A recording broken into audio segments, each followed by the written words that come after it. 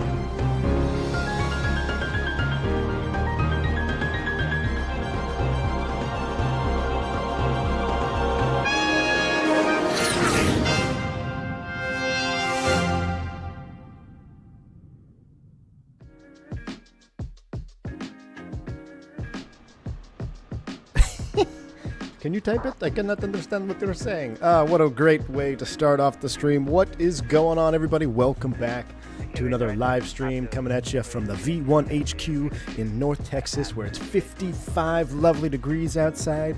The pumpkin spice latte has been acquired. We got a Pan Am Clipper sitting on the ramp next to the 777. What if, low key, what if that's like super secret Randazzo from PMDG in the 747 Pan Am just trolling us? How sweet would that be? I cannot wait to have a 7.4 in the stream. But until then, I've been kind of falling back in love with this 777. Not that I ever fell out of love with the 777, just falling in love with it as in I really do appreciate this 777 from PMDG. The way it hand flies, the way everything works, the way it looks. I feel like it's a great little, well, I'll say little, it's a great large add-on that I haven't spent enough time in. I feel like we need to be flying it more on this channel. And today is going to be an absolute spicy one. We're going to be taking this 777 where no 777 should be going, and that is into Skardu. Now, the 320 series does fly into Skardu from Pakistan Airlines. So I have a pseudo, well, not pseudo, it's the actual visual approach procedure. This approach is purely visual. If there's weather, you cannot do it. Once you're committed, you're committed. Now, taking the 777 in here is even more suspect because it's just that much larger of an airplane. Hopefully our weight will be that of which we can dial the speed back, and we should be just fine to make the turn radiuses and all that when we start down. Now, this flight, 2 hours en route, 1 hour 54 minutes. Because of that, we have our favorite in-flight entertainment today coming at you from Green Dot Aviation. That'll be fun. We'll break down a Green Dot 777 video. We're going to be looking at the United 777 off the island of Hawaii. almost put that one in the drink, so we will take a look at that in cruise, and then we'll be looking at our Throttletek 767 Quadrant. That'll be coming at you here very soon on the Throttletek cam, which I have synced up now with my 777. So hear me out, chat. I installed X-Plane 12. I loaded up the Flight Factor 767, even the 7.5. My eyes. Not the sim. It wasn't really the sim, because actually some of the lighting and stuff in the sim didn't look all that unbearable. It was really the airplane itself. Like the model and the texture just was straight out of... I think FSX is an insult. I mean, it looks like it was... I mean, the Flight Factor 7576 was designed for X-Plane 10, if I'm not mistaken. And it just looks the same. So, yeah. But the good thing is, the Quadrant for the 75, 76, and even 777 are all very similar. The biggest changes are really going to be what the 777 specifically is the grip of the handle. This gap is filled in here, and then instead of having the APL nose-up alternate stab trim over here, you've actually got the levers. But as far as 75, 76, it's pretty much the same thing. I will tell you, though, that this Quadrant has now become my favorite Quadrant. The way that you grip these thrust levers and manipulate them is it just is a different feeling altogether. The Quadrant feels like a big boy Quadrant, even though I have the 320 Quadrant, which is the same Quadrant that you'd have on, say, a 330 or even a wide body Airbus, which the 330 is. It just doesn't feel quite the same. This bad boy is a whole nother level. So I do have SPAD running just to get a couple of the switches bound, and also the alternate stab trim cutouts. I've got those bound up perfectly. I'll be making a video on that here soon if you're unfamiliar with SPAD and how to use that. But some of the bindings aren't necessarily native in the sim, which is unfortunate. But you can still get them bound using the SPAD Next software. So we'll look at that a little bit further on. But for right now, let's go ahead and get this show on the road, shall we? Tim K says, I'm pretty sure Skardu is Urdu for you're crazy to try and land a 777 here unless you've got niche hardware. Well, here's a good thing. We have our niche hardware is secured. Where's Turk when you need him? But Wingnut, good to see you, man. Hey, tomorrow, I'm not sure, man. There's like some festival going on the wife wants to go to. Yeah, I don't know, dude. I don't really want to go to the festival, but I don't know what's going to happen. I'll have to let you know. I'll text you, man. Why no working title 748? Just no need for a 74 right now. 777, man. This airplane is just so much more advanced than the working title that we have. So this is scratching my wide body itch for right now. Anyway, we do have a speed bid in the background. We have a speed bid. Can I get some speed bids in chat? Look at that 777 speed bid. I wonder where he's going. If you're scared, just say so. No, well, I'm a little bit scared, but I would yeah, I don't know. We'll see. We'll see. We'll have to dial it in here. Did I have the Rotate MD-11? I have it in X-Plane 11 Image Seeker. I don't have the update for 12. I don't know if it's a paid update or not. But I do have X-Plane 12 up and running on my system. And I might have to try a different airplane. I might have to try the Flight Factor 777 because you guys tell me that one's much more modeled, a little bit better. When I got in the old Flight Factor 7576, I mean, I just can't. Like, it's... At the end of the day, let's put all of our differences aside when it comes to simulators. At the end of the day, we get on our sim, we fire up whatever sim it is because we want to do what? We want to have fun, right? We don't fire up a simulator because it's not fun. We do it because we want to have fun. And for me personally, I don't find fun in X-Plane right now. I just don't. It's like I look at stuff, it looks so outdated, it looks clunky. The flight model's great, sure.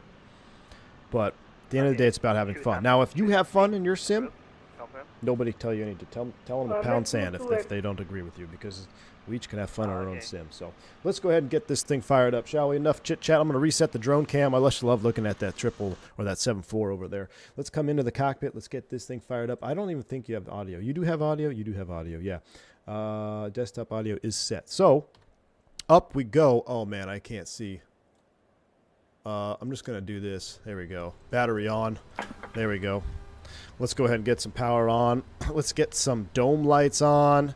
I ran the time back in the simulator. Actually, I ran it forward to 6 o'clock in the morning. So right now, I think it's approaching 9 or 10 p.m. at night, somewhere around there. I've basically ran the day forward. So we are taking off at 6 a.m. This is a daytime visual approach only. So you don't want to be doing this at night. There is no approach into Skardu. Again, we'll talk all about it once we get airborne. We got about an hour 54 en route. Blackbird Controls is in the house. Good to see you, Blackbird Controls. How you doing, my man? We are going to Skardu. The identifier is OPSD. Upsed. All right. And Blackbird, I got to check the mail today. I haven't forgot about you. I'm checking the mail today, my man. All right, we got some power to the aircraft. Let's go ahead and get the ADIRs aligned. Let's turn on the IFEs, get those ready to go. We'll leave the APU off for now. Coming down the overhead here, dome light all the way up. What's the storm do? Ooh, a little storm, extra dome. I like that little storm dome light there. Those look good. Nav and logo is on. Let's go ahead and juice up our hydraulics. So, it's supposed to be some reverse C, right? Something like that. Auto, on like that. Not sure. Arm the emergency exit lights. We'll get our window heats on. That looks good. Coming over this side, anti-ice is all auto. We'll leave our fuel pumps off until we get our fuel verified. Everything looks good here. It's in the auto position. Wonderful. The rest of the airplane is going to juice up here. Let's brighten up our FMC. Looks like stuff is coming to life. And then we will load our flight plan here. Good to see you flying out of my home city, Karachi, Muhammad. Yes, I've never been to this airport, and I picked it up. It was like $5. It was on sale, the Karachi airport off the INI store, and pretty good little $5 scenery here. So why are my spoilers up? That's kind of suspect. All right, spoilers are down. There we go. Spoilers are down. My spoiler lever was not stowed. All right.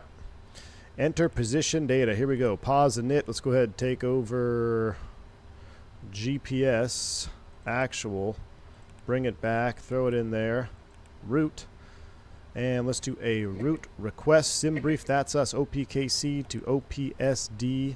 We're going to set payload, we're going to set fuel, and it's going to take a minute to load up the route here, so we'll go ahead and clear that out. We do have the Beduled 1 departure. We're planning what runway we got here? Be 25 left for departure, if I'm not mistaken. I don't have a master warning config. Everything is normal, right? Okay. All right. Winds, uplinks. Let's go ahead and uplink our route here. So we will load that route. That is us. And while I'm looking at it, let's go ahead and bring the checklist over. We'll bring that to this side. And we got a call center for our clearance. They are online 26.5.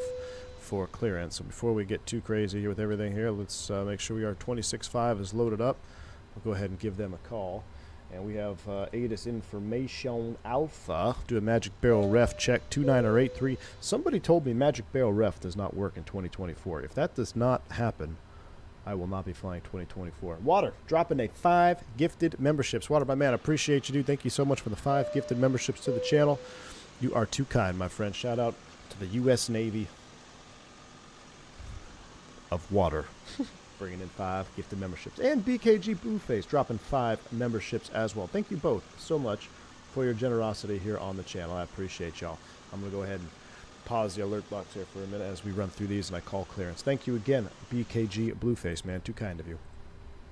All right, let's give center a call, shall we? This will be interesting. Let me turn my volume up. Let me make sure I have the SID selected, Bedul 1 Delta. Hopefully it's as filed. If not, I have a feeling this could be an interesting clearance to copy. So let's go ahead and knock this out of the park. Center, good afternoon. Pakistan 357 Heavy with information Alpha. Clearance to Skardu, please.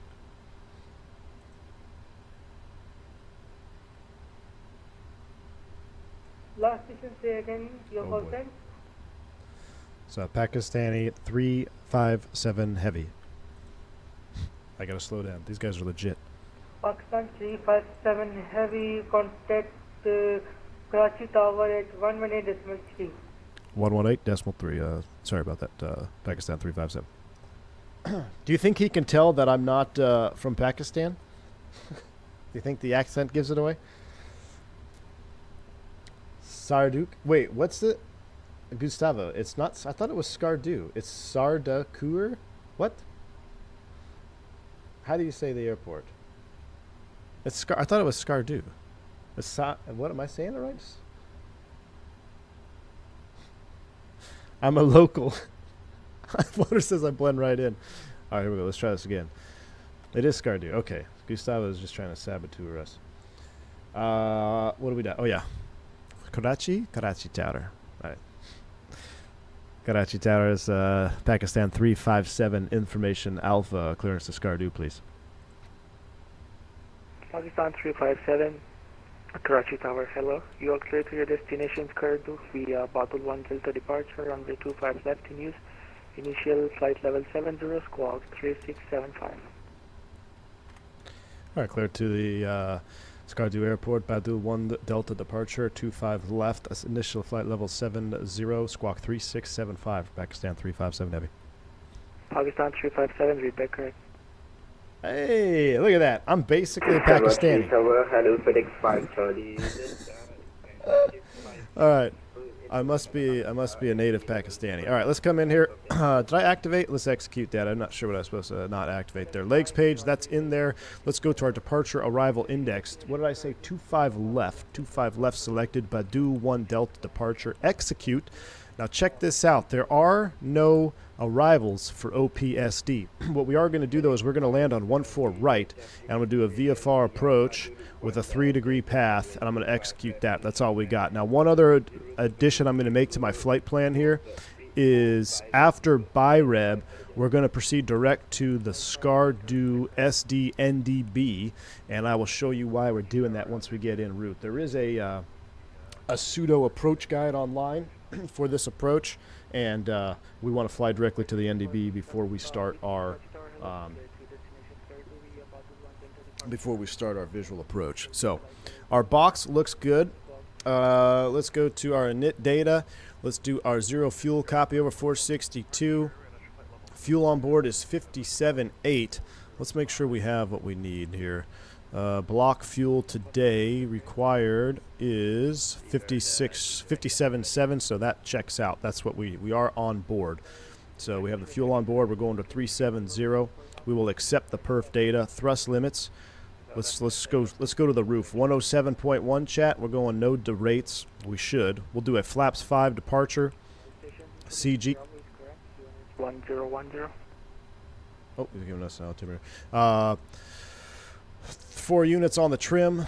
Gives us our speeds 41, 50, and 65. All right, that is considered complete. Let's go ahead and fire up the APU.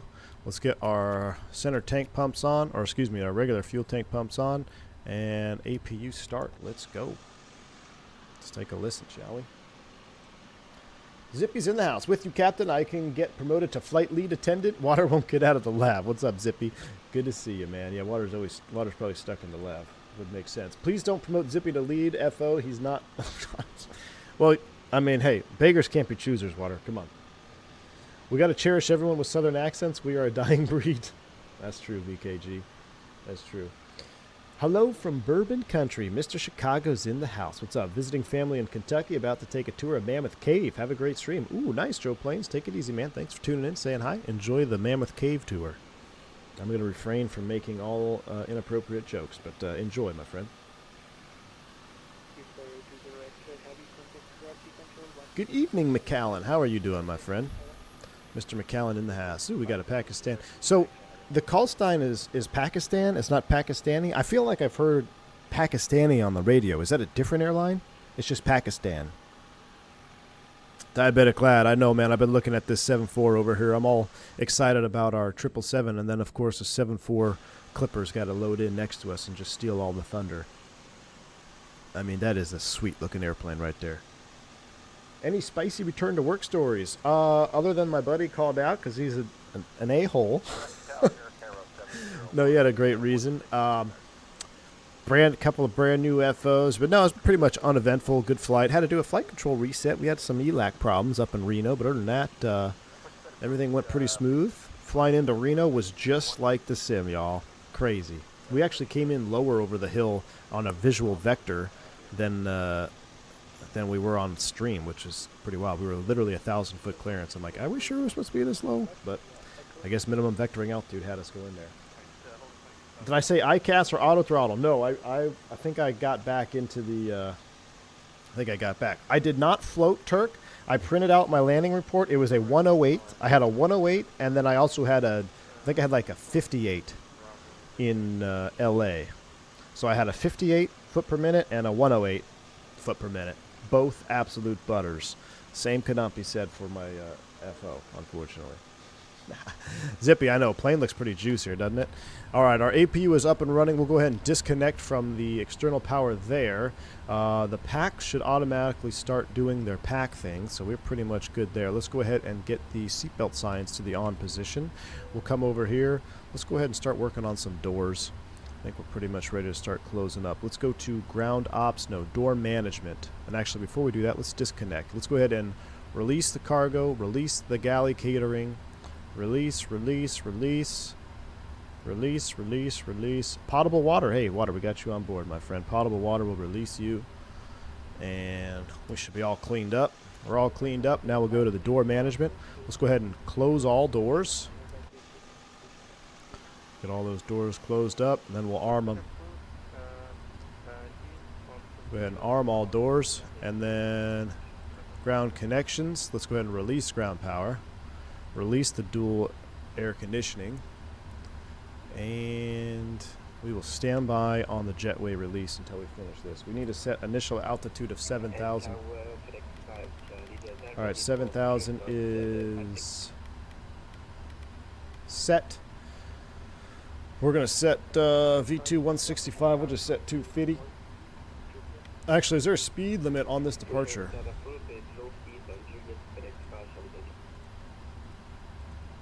Let's go to the SID real quick. SID, Badu 1 Delta. It is a sharp turn out of here. Oops, I thought I had it up. SID, Badul 1 Delta, max 230. Okay, so we will set a max 230 knots for this departure. So we'll set 230 IAS.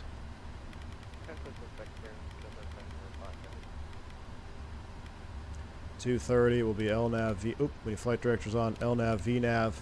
7 is blue. Stand by on the auto thrust. Let's come down here. Oxygen, flight instruments, park brake. We'll override that. Boom. Continuing on before start, flight deck door.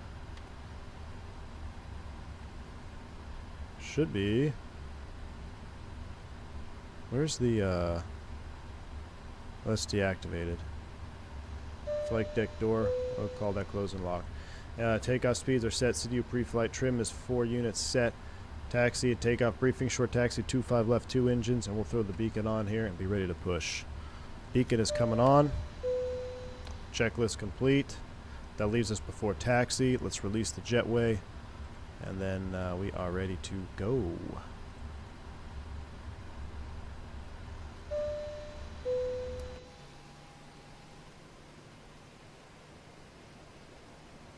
Jetway's being pulled back. We got some more gifts to the channel. What do we got here? Carlito dropping 10 gifted memberships. Carlito, I appreciate that very much, my friend. Thank you for the 10 gifted memberships as well to the channel. Very kind of you, my friend. If you pick up a membership from Carlito, make sure you shout him out and say thank you. Lucas Bunkton dropping the 50 rupee dono as well. Lucas, very kind. Thank you so much, my friend, for that. I really appreciate that massive super chat. Bro, next week I'm getting my medical, and hopefully soon we'll start glider lessons. There's a massive glider instructor shortage here. After I become a glider flight instructor, I'll be the only one in the Aero Club. Nice.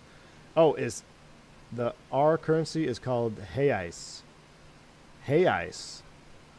What? Hey Ice? Really? I feel like you're saboteuring me. Lucas, nevertheless, so thank you so much, man, for the 50 Hey Ice donation. Appreciate you so much, man. And that is exciting news. Go ahead and knock that medical out and start your instruction as a glider, man. That seems really cool, man. Glider flying is pretty neat. I never did it, but I've always been interested in it. I just never pursued it. But that's absolutely awesome, man. Thank you again for the support. Really appreciate you. And we're out of here. Thank you so much, man. All right, let's go ahead and do this. Sounds are coming up. We're at gate, what gate? 23. We'll call tower for push. 18.3 is up. We're ready. Oh, that's our in-flight entertainment view. Let's go ahead and bring out our Throttletek cam. We also got our Cat 3 design tiller. Absolute juice. Karachi Charas, Pakistan 357, gate 23, ready for push and start. 357, roger, please stand by. Number 2, traffic behind. Stand by, Pakistan 357. We are standing by for push. Air Cairo 701, taxi with Bravo. Air Cairo. Wait, I never got the answer. Is it Pakistan or Pakistani on the call sign? Google says Pakistan. Papa, Echo, Hotel. 25 left, kilo, Zippy, Echo, I'm Alpha telling you, Hotel, man. Air Cairo 701. This quadrant, it's next level. Echo, Dude. your 701 gets confirmed after kilo. Hayes. Papa It's and Hayes? It's Hayes. Hey Ice. Hey Ice. All right, thanks, Lucas. Appreciate you, man.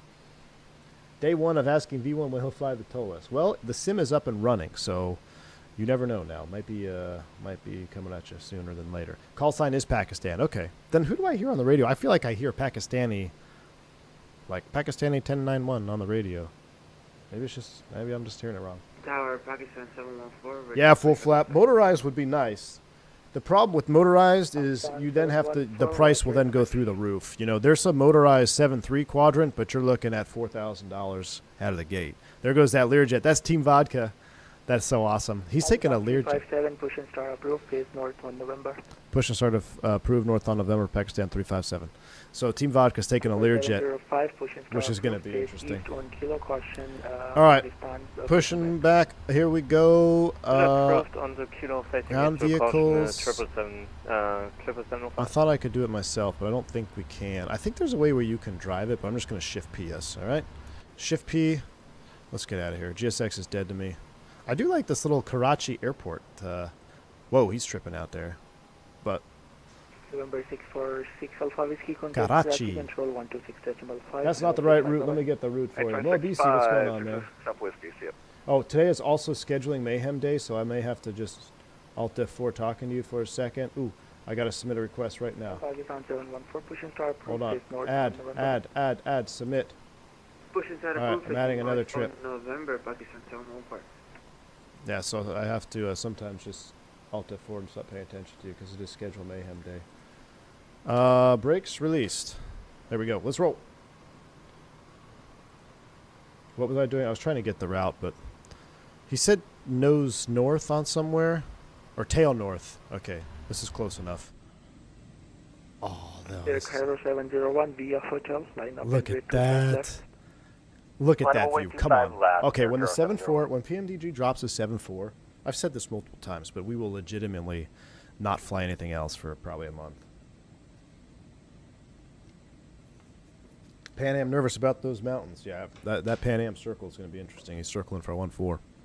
If you are going to Skardu today and you're on stream, we are landing on 1-4. That is the plan. That is the most strategic approach. 1-4 right. It's longer and wider, so plan for that. Why is GSX dead to me? Because I can't get it to install with the keys, and I'm not paying for it again. I've tried so many times to like reset the key. I've gone through the process. It just doesn't work. It's like locked out or bugged out on me, and that's it. I'm done. Or just fly Air Cairo Felix. 701, surface wind 2700 for knots, runway 25 left, clear for takeoff. 25 left, clear for takeoff, Air Cairo 701.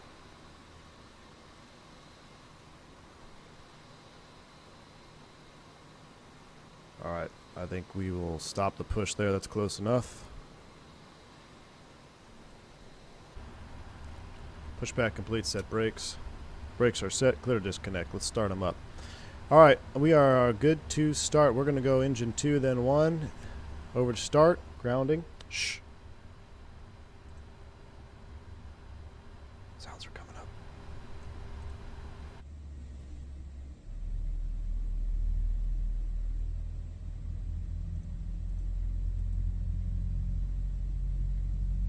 Watch this, watch this. This is my favorite part. Ready? Oh, yeah.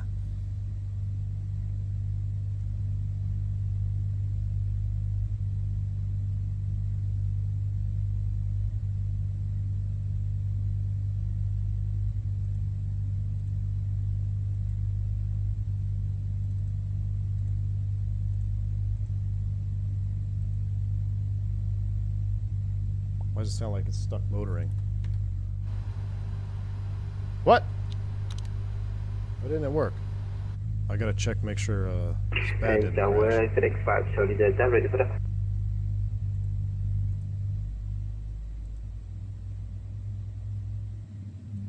FedEx 5 Charlie Delta, taxi via Juliet, Bravo, Echo, hold short of Mike. Juliet Bravo Echo, hold shoulder Mike, FedEx 5 Charlie Delta. Air Cairo 701, contact Karachi Control 126.5. Have a good day, bye-bye. K6 dropping the $5 super chat, my man. Appreciate you, dude. Am I gonna have to buy GS6 for you guys to get over this? Hey, K6, I appreciate you. 126.7. Thanks for the $5 super chat. Air Cairo man. 701, negative. It's 126.5. 126.5, Air Car 701. Sorry about that. Oh wait, do I not have the right? Hold on. What's going on with this?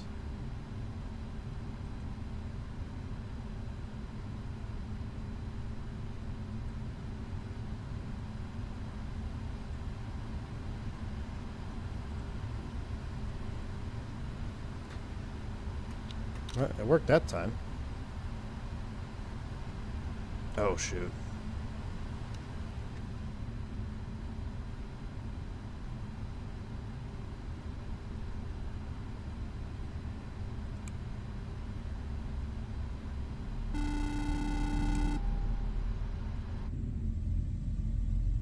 Karachi Tower, Clipper 705 on Kilo with Bravo ready for taxi.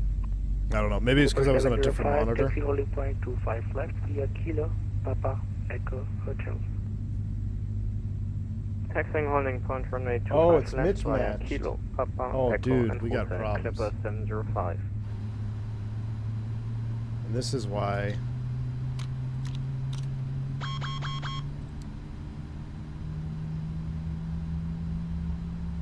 I prefer native. We got a failed start. All right, let's go ahead and kill it. We have a failed start on number one. Can you motor it? Is there a way to motor it?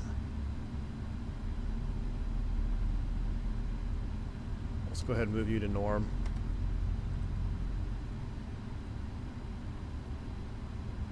Uh-oh. I done messed it up.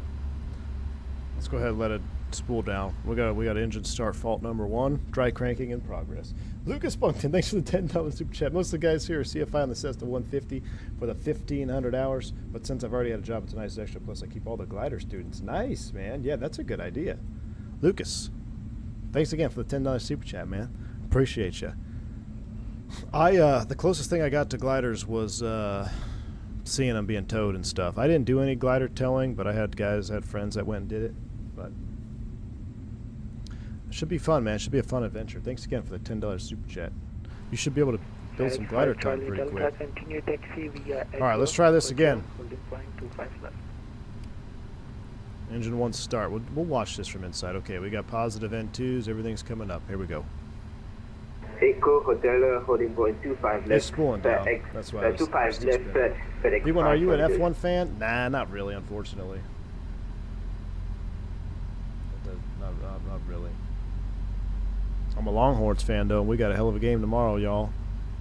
We got a hell of a game tomorrow. 705, surface wind 270. All right, motoring. Fuel on. There we go. Takeoff 25 left, Clipper Come on, 705 heavy, come on. thank you. And There Tower we go, light off. 5 Charlie Delta would like to wait for the 777. I want to be behind him. Robinson J. Santana, what's going on, my man? Thank you for a $10 super chat, dude. Let's get GSX back or a cold beer. Ooh.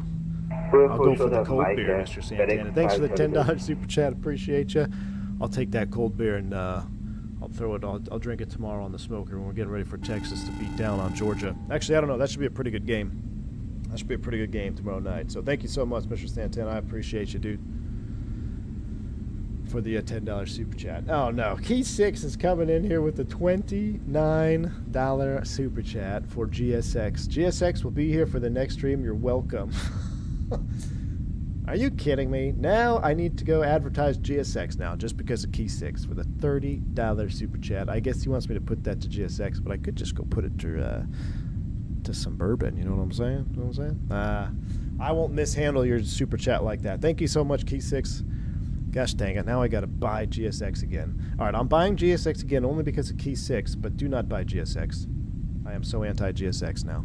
Thanks, dude. Appreciate you. Alright, We got 2 good starts. Checklist non-normal because it's all mismatched. We'll fix that. Let's go ahead and select flaps 5.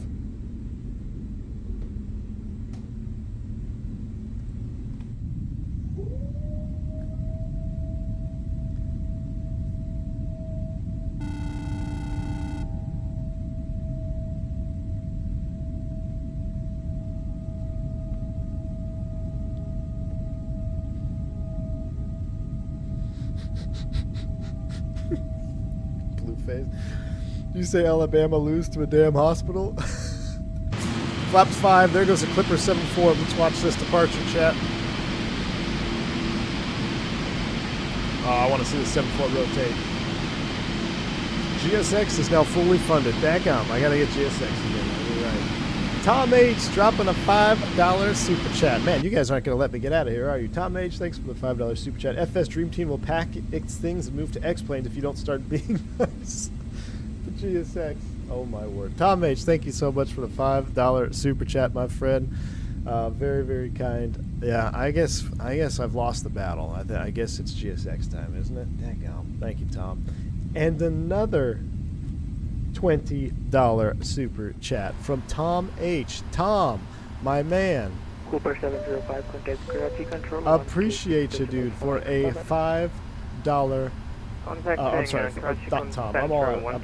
Travis, the $20 super chat. I'm trying to do 3 different things here at once. Travis, $20 super chat. Here are some coffee men and go with the GSX purchase. Okay, well, now I'm stuck. I can't, it looks like I am, I'm stuck at getting GSX now. I appreciate all of you guys. Thank you so much for the support. I guess it really does mean something to you to have GSX, so we'll do that. GSX win. All right, can we get out of here? I can't even start the engines, AFN.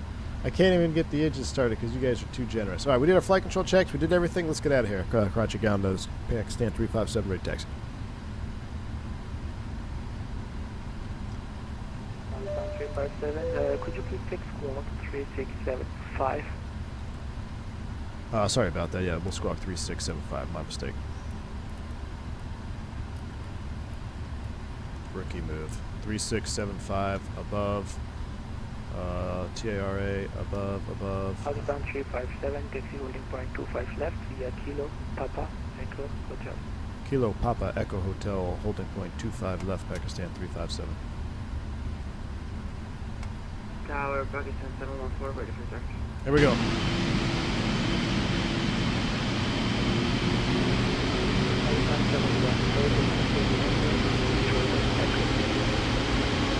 Oh. Okay, this is the combination Tiller and Throttletek here is just insanity. This is insane. This quadrant is like, it just feels like a big boy quadrant. I love it. Do you even TCAS? No, I don't. I know I missed some more stuff here. Let me catch up back up to it, guys. So hold on. We're taxiing. 2:30 is set. Okay, let's go here. What did I miss? Lucas Bunked another 2 Hayes donation, man. Appreciate it. People dropping bucks today. Hey, man, I think you started it. Appreciate you. Appreciate all of you guys. I really do, honestly, for the super chats, the donos, Bank Angle checks, milestone chats. Without y'all, this channel wouldn't exist, and I sincerely mean that. I mean, if you've been around the channel for any sense of time, you know that this is a full-blown business venture. I have a substantial overhead to run the content here, and you guys absolutely make it worth it every single time, so I really sincerely appreciate all y'all. Yeah, beautiful sunrise indeed, isn't it? Ooh, look at that MD-11. There's an MD-11 going to Skardu. That's going to be interesting. Godspeed, my friend. Alright, so we need to go all the way.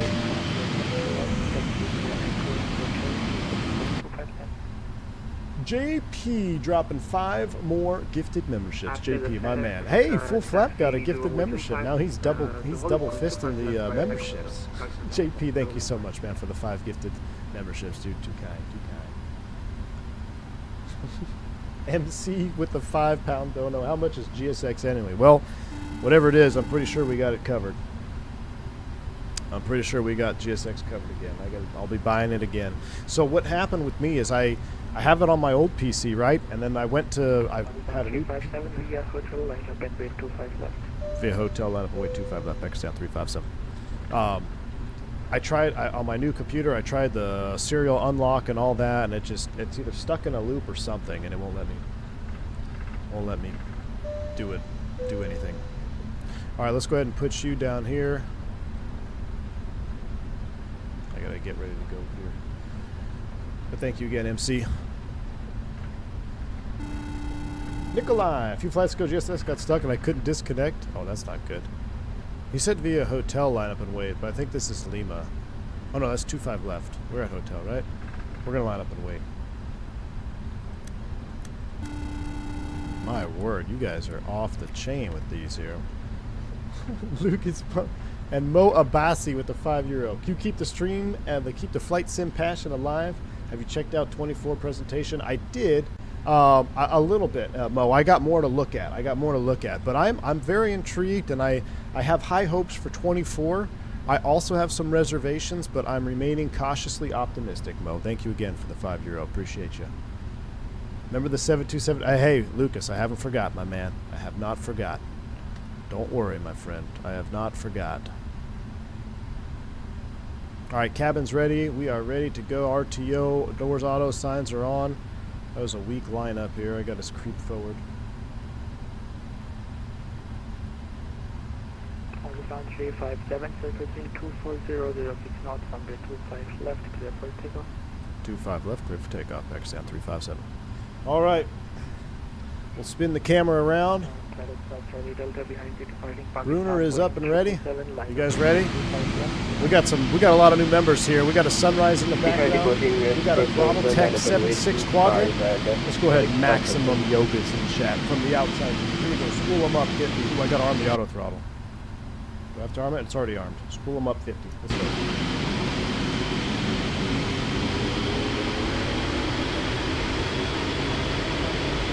Yoga.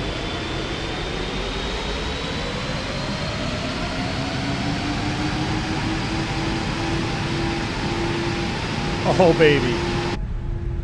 Here we go. Thrust ref, Toga, throttle hold. 80 knots thrust set, 100 knots, check. We're going to be pretty light on this. V1. Rotate, nice and easy. We're super light. Positive rate, gear up. Wow, I just lost my whole chat box. Are you guys still there? I'm going to just fly the airplane. I've lost everything on my second monitor. Fly the airplane. Fly with.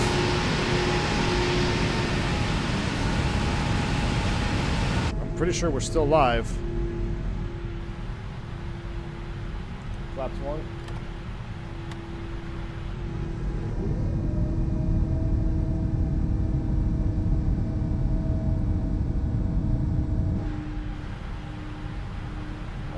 Try to do some things over here. So it just said that like I'm out of memory for the internet. 26.5. Thanks for the ATC for Pakistan 357. All right, I'm resetting my chat box. I'm doing two things at once here. Sorry, guys. Remember, Aviate Navigate V2 50 26.5 is coming up. I think we're already through standard STDs for you, me, and everybody else in chat. Look at that. That is so awesome. Departure, good afternoon, Pakistan 357, 5,400, climbing to flight level 70. Pakistan 357, radar contact, proceed direct Badal, continue climb flight level 150. Good. Continue climb flight level 150, direct Badul for Pakistan 357. Enter, I should send a 705 on neighbor Akman. We would need. Alright, 15, direct Badul. Execute. We're nabbing. Alright, we're back. Clipper 705 standby. We're back. Sorry, guys. Did I lose y'all on the takeoff? Like, my whole... That's weird. It said my browser said it was out of memory or something. Like, all the chat box screen went white, the YouTube screen went white, but we're still streaming. Now we're up and running. Sorry, guys.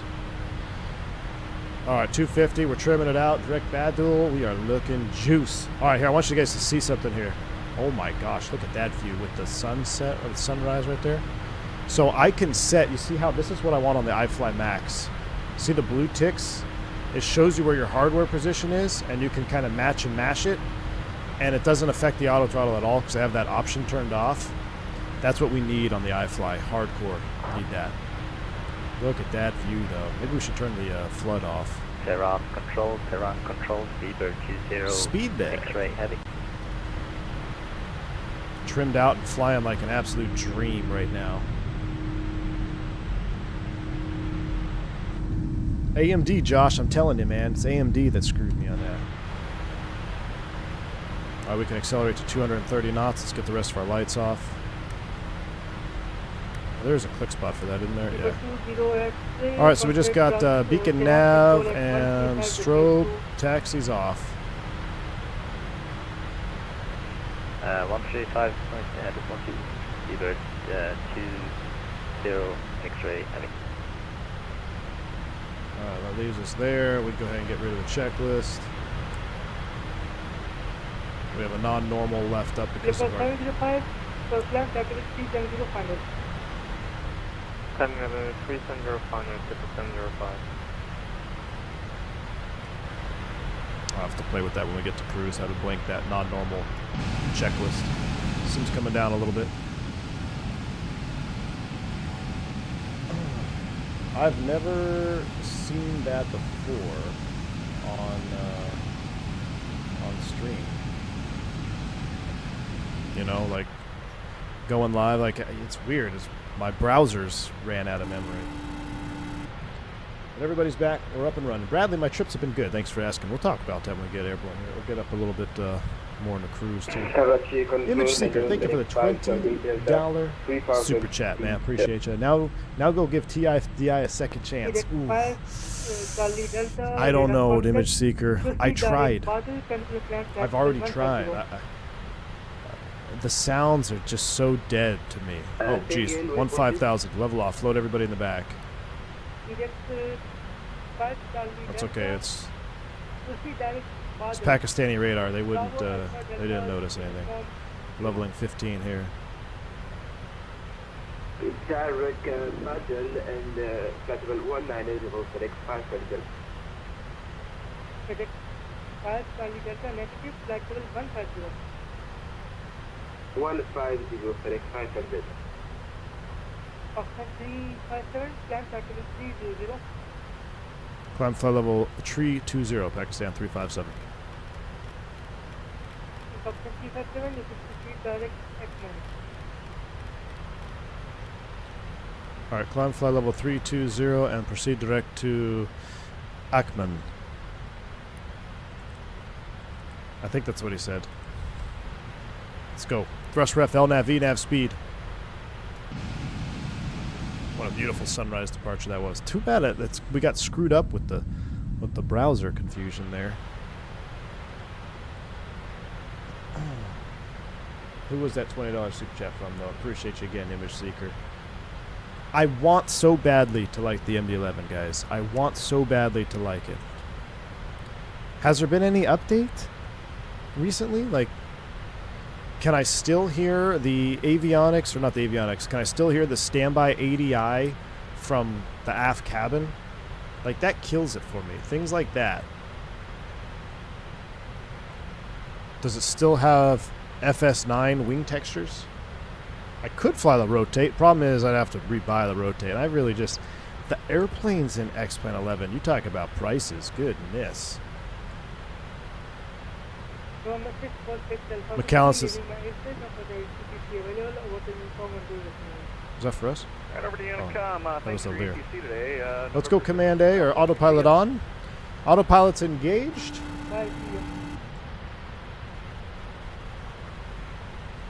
And I'm gonna turn this all the way off. No more dome light required.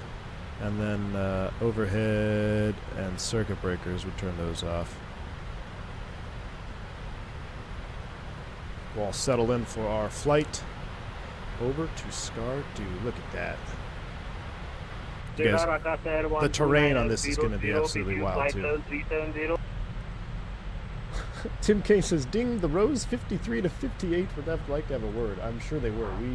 If you were in row 53 and aft, you probably felt that level off in your stomach, 100%. That was an aggressive level off.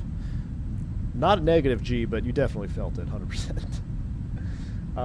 Portable Gamer. 666 Akasa Air 1900. Portable Gamer, thank you for the 777 donation. Excuse me, the 777 donation. Just flew Zurich to Vienna on the Zibo. Got out of the rig as your stream went live. Perfect start to the weekend. Hey, Portable Gamer, thank you so much for the support on stream, and thank you so much for coming by and just sharing that information. I'm glad you're enjoying the Zibo. That Zibo still holds a lot of weight, man. I was seeing Fly Navy fly it the other day on his channel. Gosh, the ATC is so loud. I've got it all the way down, but then I can't hear the controller. Saad Alusman, the throttle quadrant, I have it linked at the top. This is the 7.6 replica from Throttletek. Appreciate you for checking it out, man. Man, Migs, you guys are insane today. Migs dropping the 5 gifted membership. Thank you so much, Migs. Appreciate you for 5 gifted members. Hope you are doing well. The whole chat is turning green here today. We are all turning green. More green. Cheers, guys. Appreciate you. Pumpkin spice lattes for all. Water dropping another 10. Oh, that's us. Climb flight level 350. Climb flight level 350 for Pakistan 357. All right, 350 is set. We'll enjoy the deserts of Pakistan. Said no American ever. But thank you so much, Water, for another 10 gifted memberships, dude. He's got the water cannon in there. He sure does, man. He's got an auto cannon in his wallet. Whatever you guys were talking about, it just got blasted by the 15 gifted memberships, so I appreciate you. For the love of God, put the alt knob into the thousands. Why, is it bothering you, Zippy? There you go. We're going to need it in the hundreds. We're going to need it in the hundreds, though. That's the thing. I'll pause the alert box here if we run through the rest of these. Have you ever seen a roar from the air? I have. I have, absolutely. Who has the bigger open Unicom, thanks for the service today, Air Carol 701, see ya. Mickey G. Mickey G, you guys are insane today. What is going on here? Mickey G. The old school Boeing driver himself, Mickey G, dropping 10 gifted memberships to the channel. Man, oh man, we got 50 new members today. You guys are awesome. Thank you so much for the support. I guess just in time to check out some members-only shorts videos coming at you this weekend. Migs, we're headed over to Skardu, man. There's no approach. There's nothing. It's high terrain. 777's too big to be there.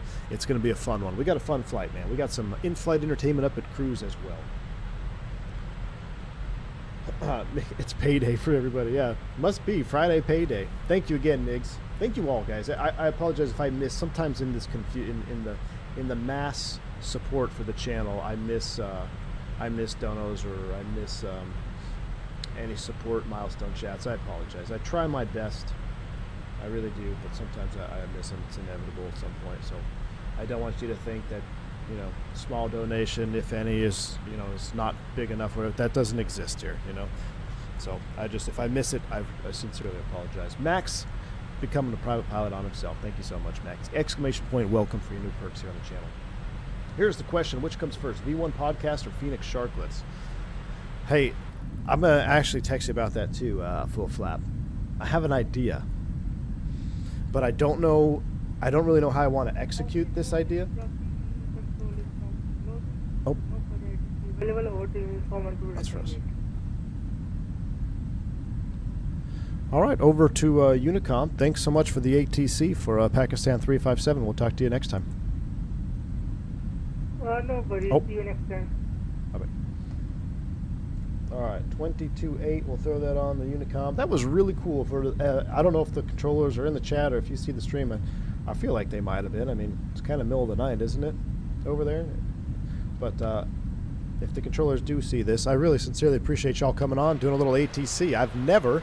That's a first for the channel. I've never had Pakistani ATC on stream. And this is my first time ever flying out of Pakistan on channel. So that was awesome. Thank you guys. Shout out to the controllers for coming on and doing a little bit of controlling. Very, very kind of you. You guys were awesome. You handled those departures like clockwork. That was great. Who will be the co-host of the V1 podcast? See, now you know where I'm going with that. Eastern 333 or T3. What's up, man? Captain, just ordered my Airbus tiller from Cat 3.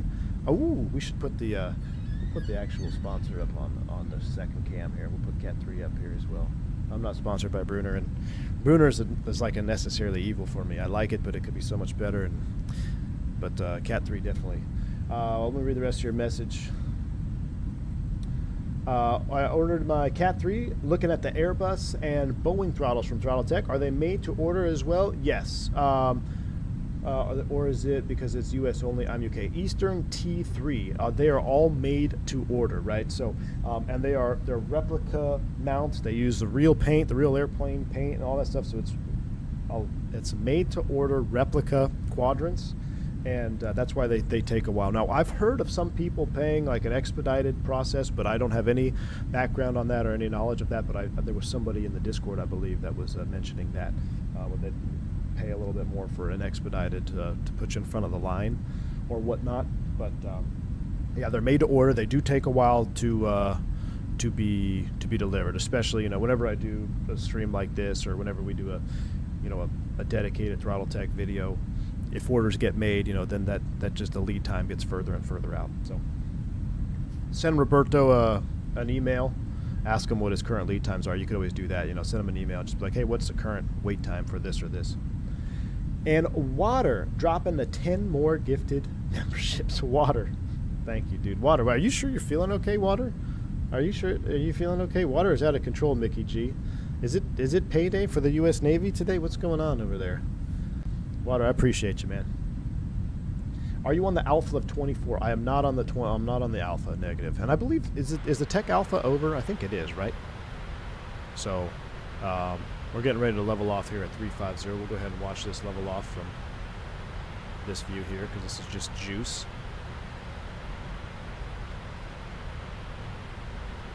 Leaper, welcome to Private Pilot! Exclamation point! Welcome. Glad to have you back on board, sir.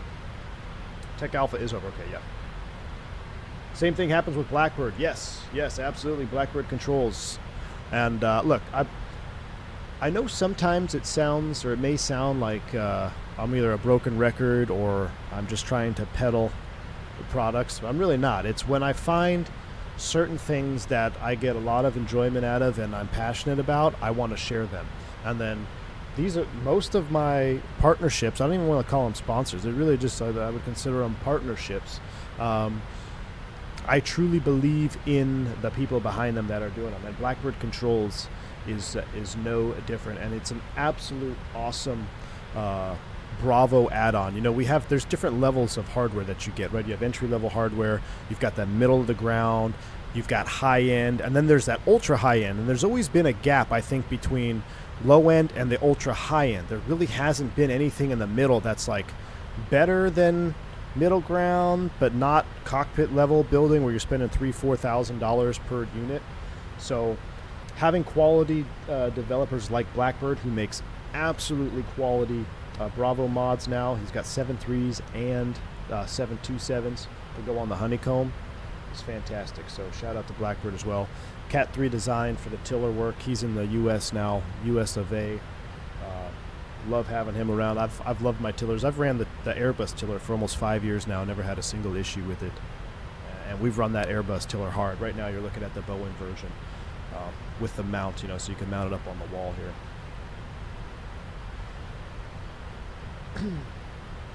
All right, we are level at 350. Let's go ahead and turn the seatbelt sign on. We'll put it in the auto position, I guess. We'll go auto. That way we don't have any ICAS in the ICAS message. If I go to the non-normal, engine fail left, checklist reset. See, look, my YouTube did it again. Not enough memory to open this page. Try closing out other tabs or programs to free up memory. This is on the my second monitor on the YouTube channel. It's weird because we're still live. Everything is operating fine, right? You guys are still here. Yeah, and I just refreshed the page and you guys come back. I've never seen this happen before. This is very interesting. It's like every so often the Chrome on my second monitor just decides that it no longer has memory. But all I do is refresh it and it's back up and running. Sounds like an AMD issue, doesn't it?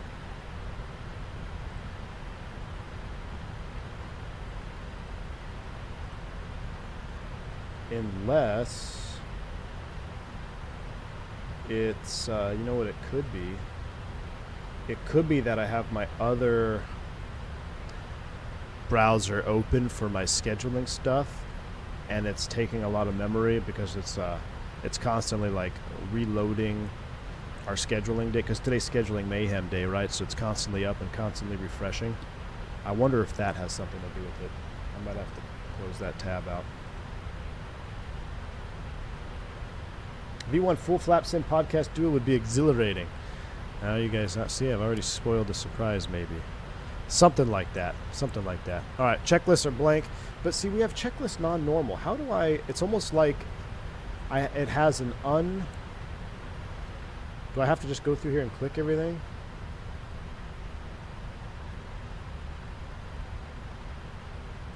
Non-normal, engine fail left.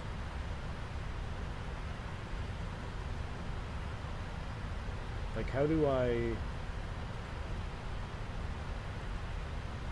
Checklist override. Checklist override. Okay, there we go. Normal. Let's go back to the non-normal. Checklist override. Alright, normal. And now, if I go checklist page, there we go. Now we don't have anything on there. Thank you, thank you. Yeah, that's... We had a self-induced start fault, right? So here while we're looking at it, you can kind of see the difference in the quadrant. Everything else here is the same. This is exactly the same. This is the same. This is the same. This is the same. The only difference is on the Throttletek 7.6, you've got a switch here instead of these levers, which I do have these bound with SPAD, so it works just fine. And then the 777 has like solid here, where these are open. But if I'm being completely honest with you, I actually like the look of this better. I think it looks bigger and more wide-body-esque, whereas the other one just looks kind of chunky. But the 7.5 is even more closely represented to the 7.6. So when we get the Bluebird 7.5, 7.6, it will probably be this quadrant only for who knows how long, because I cannot wait for those birds. All right. I think we finally got everything settled in here. Let's go ahead and bring up the full screen cam. Turn down the sim a little bit. Let's see what the outside view is this morning. That's a nice shot there. We got our Pakistan International 777 en route to Skardu. Did I see the 7.8 ingest a cargo container? What? When did that happen? Merkin? Who ingested a cargo container? That's not good. Those throttles look pretty juice. Stop making me spend money. Mickey G. Look, man, I'm just sharing with you what I think is absolutely awesome, and you should check out on your own time. So, you know what? And you're a Boeing guy. So, this is right up your alley. I'm just saying, Mickey G. It's right up your alley. AAL had a 7.8 cargo container for breakfast. Oh, jeez. Is Cruise 35? I believe it is. Let's come down here. Let's go VNAV. Oh, no. 37 was our filed. Should we go 37? Let's go to 37. 370. We'll do one more step climb here. Let's see if we can hear any spool up. Should be pretty minimal. No, it's not motorized. The problem with motorized, I say problem. It's not a problem. It's just to go the motorized route, you are now doubling, tripling, definitely doubling and a half probably cost. Now, what would be interesting is I don't know how motorized units would work unless there was some auto throttle lockout function. So you'd have to, I feel like you could have issues with that, a motorized throttle, because then you'd have to turn off the auto throttle override in the FMC, this, like just verbal processing this here. If you had a motorized quadrant for the 777, but what happens then if they aren't exactly synced up? Then you would constantly have overriding issues. I don't know. I think it could be done, no problem. But I think you might have some issues. It would definitely be helpful in the MyFly Max because you can't override the throttles, and it expects you to have a motorized throttle, it seems like. That's why V1 chose the Airbus. More affordable flight sim hardware, yes. Exactly. Going to get my document photos and scans for the government. All right, man. Well, good luck, Lucas. Have a good one. Thanks for stopping by, and thanks for the support, my man. 1,000 to level off. 787 performing flight from Heathrow to Chicago was taxiing to the ramp when the right engine ingested a cargo container that had been blown up by the jet blast of a heavy Airbus taxiing ahead. Wow. It happened in London, huh? I bet you that was, I bet it was saboteurs. I bet it was the Londonese saboteuring. Probably ingested a container full of tea. I can't fly the Max because of that. So annoying. Oscar, it's frustrating for me too, man. And I know it doesn't happen to everybody. And it seems like it's really throttle dependent when you get that noise. But shout out to PMDG for, you know, they run everything in the sim. This is what's interesting to me. They run everything in the sim. So there's no like external program running, but then you have to use like the SDK to get, or SPADNext to get certain bindings working, where iFly is the opposite. They run external flight program, but all their bindings are native in the sim, like the fuel shutoff levers and all that stuff. It's kind of backwards, but this is exactly what I want in the iFly. So here in the McDo, I have selected show hardware throttle position, which are those blue tick marks. Okay, and I can match my, you know, where I want to. Now, it's really not a big deal to have the blue tick marks or not. Where that helps is where you want to disconnect. So like, let's say I wanted to disconnect the auto throttle right now. Right now I would just match up my needles, and now I could disconnect, and I would have no surge of auto throttle or thrust on the airplane.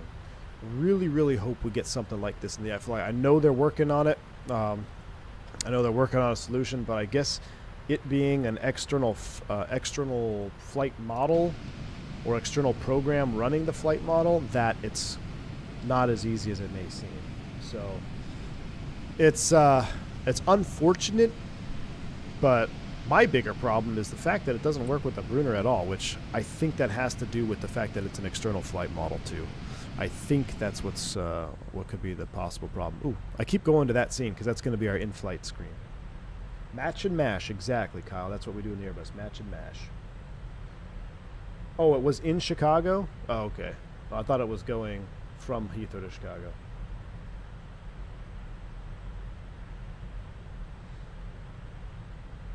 Pull them on baseball teams instead. Where can I charge for Skardu? There aren't any. If you Google, you might find an approach procedure, which is what I have kind of referenced here. Oh gosh, sad for the 7 people that own Brunner. Exactly, Turk. I hope you have a CTD tomorrow. Would you consider doing an updated series for the Fenix? Yes. Leaper, Messiah. I've entertained this multiple times, and now that I have my other rig at home, it would be much more feasible to do that. What I'm kind of torn with now is, do I just do it now? Do I start now, start working on it in 2020, or do I wait for 24? I'll probably just start working on it now in 2020 because I think it's going to be mostly the same. I don't think there's going to be any new crazy features in 24 that would require me to redo the series. But yes, that's my #1 off live priority. Do we look like we're sitting at an angle here? Am I going crazy, or does the cockpit look angled like we're in a bank? I guess I'm going crazy. That'll be that is my number 1 priority for non-live content, getting an updated series. Vodka said, uh-oh. Oh, no. Alright. Let me do one more schedule update. And then we'll get ready to do some in-flight entertainment. Yeah, wing flex is looking great, isn't it, Dub? Well, that's kind of a cool shot. Look at that with the moon. That's pretty neat. Throttletek is a beauty, but I think I might have to wait for the clearance sale. Yeah, there's a target audience for hardware like that. You know, can you fly with the Bravo? Absolutely. Can you fly with a Xbox controller? Absolutely. Just ask Water. But there was always a gap between, like, let's say the Honeycomb Bravo, which is a couple $100, which I still think is a really good unit for all-around versatility. You cannot beat the Bravo. But then let's say, you know, you wanted for instance, Airbus. There really is no dedicated Airbus Quadrant out there unless you go the Skardu route, which is legitimately designed for cockpit building. And you're talking 3,000 plus, I believe. So, you know, to have someone kind of in that middle ground where you can have a dedicated Quadrant, high quality, built to order, custom, you know, that's where Throttletek fits in. Same could be said for the 7.3 Max. You know, like, I love having a Max Quadrant now that we have an actual Max. I mean, it's the same thing on the NG. I use the same thing on the NG, but you could get a motorized 737 Quadrant, but you're looking at $3,000-$4,000, or you could use something with a couple $100. There was really no solid middle ground.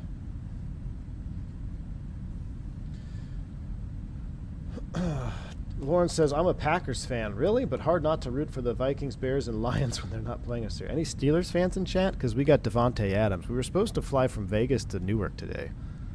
Jets are coming back, y'all. Jets are coming back. Eastern T3, welcome to Commercial Pilot. I appreciate you, man. Thank you so much for joining the channel, becoming a member. Glad to have you on board. Smooth Ops. Good to see you. Look at those wings. Smooth Ops. Hello, V1. Do you have a discount code for Throttletek? Not at this current time, Smooth Ops. What I might do, actually, is I might get a hold of Roberto and see if we can't do some maybe holiday sale discount code, perhaps. You know, that's something I would love to. I would love to entertain. I'll see if I can work on that for you, Smooth Ops. Give me a couple days to get in contact with Roberto. Lauren V25. Oh no, Mark's here. Oh no, my lawyer here. My lawyer's here. Saul Goodman. Good to see you, my friend. Just did a flight in Alaska using the vanilla TBM. Ooh, was on NeoFly doing missions. Do you like NeoFly? Ben, I actually got NeoFly when it first dropped, and I had a hard time getting it to work. But you know, I enjoyed the concept of it. And if I wasn't a content creator only, and I had like a home sim, and I was just doing things for fun, then yeah, I would probably be a NeoFly fan. But right now, for me, you know, I make content. When I fly the sim, it's on stream. That's pretty much it. I really don't have time for anything else, which is unfortunate. But NeoFly, I like the idea behind it, absolutely. Broncos fan here. Oh my gosh, dude! I tried to watch last night's game. Was, hey, it was better than the flag fest we had on Monday night with the Jets and Bills, but it was not very exciting at all. I shut it off. I think end of the third or end of the fourth, middle of the fourth maybe. Brunner yoke good. Thomas. I get this question a lot about the Brunner and force feedback yoke. It's awesome when it works. I'll say that. And for the price, it should work all the time. So I'm hoping, you know, we have newer companies like Moza. They're coming into force feedback game. I have their side stick. I have their AB9 base. Seeing it progress as the sim advances is great. I'm hoping by Expo next year we will have some sort of Moza yoke as well, because the software that Moza uses is much more modern and much more up to date than what the Brunner uses, and I feel like I can get it to work more. So yeah, the Brunner is great when it works. How's your confidence in the AFC East bet? Bills Mafia? First off, you guys scraped out of that game with a win that shouldn't have been a win. If they never took that touchdown off the board, Jets would have won that football game. Josh Allen can't play from behind. So my confidence is much lower. But it's not over. It's not over, Bills Mafia. It's not over. It's very possible we get down to the last few weeks of the season to decide the number one. So my confidence is low, but it's not dead yet. It's not dead yet. Dougal, good to see you. Why we have only 200 likes with nearly 400 watching? You know what? That's true, Dougal. Good to see you, Dougal, man. I don't know why. I guess people don't like seeing 777 content.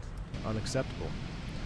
Yeah, we had almost 500 here for takeoff. We only had 190 likes. You guys are super mid. I should have just done a single engine takeoff.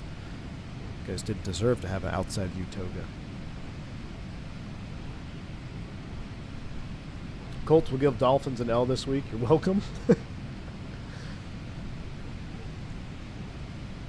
Verpal yoke. I like Verpal. I like the idea of the Verpal yoke, but I don't.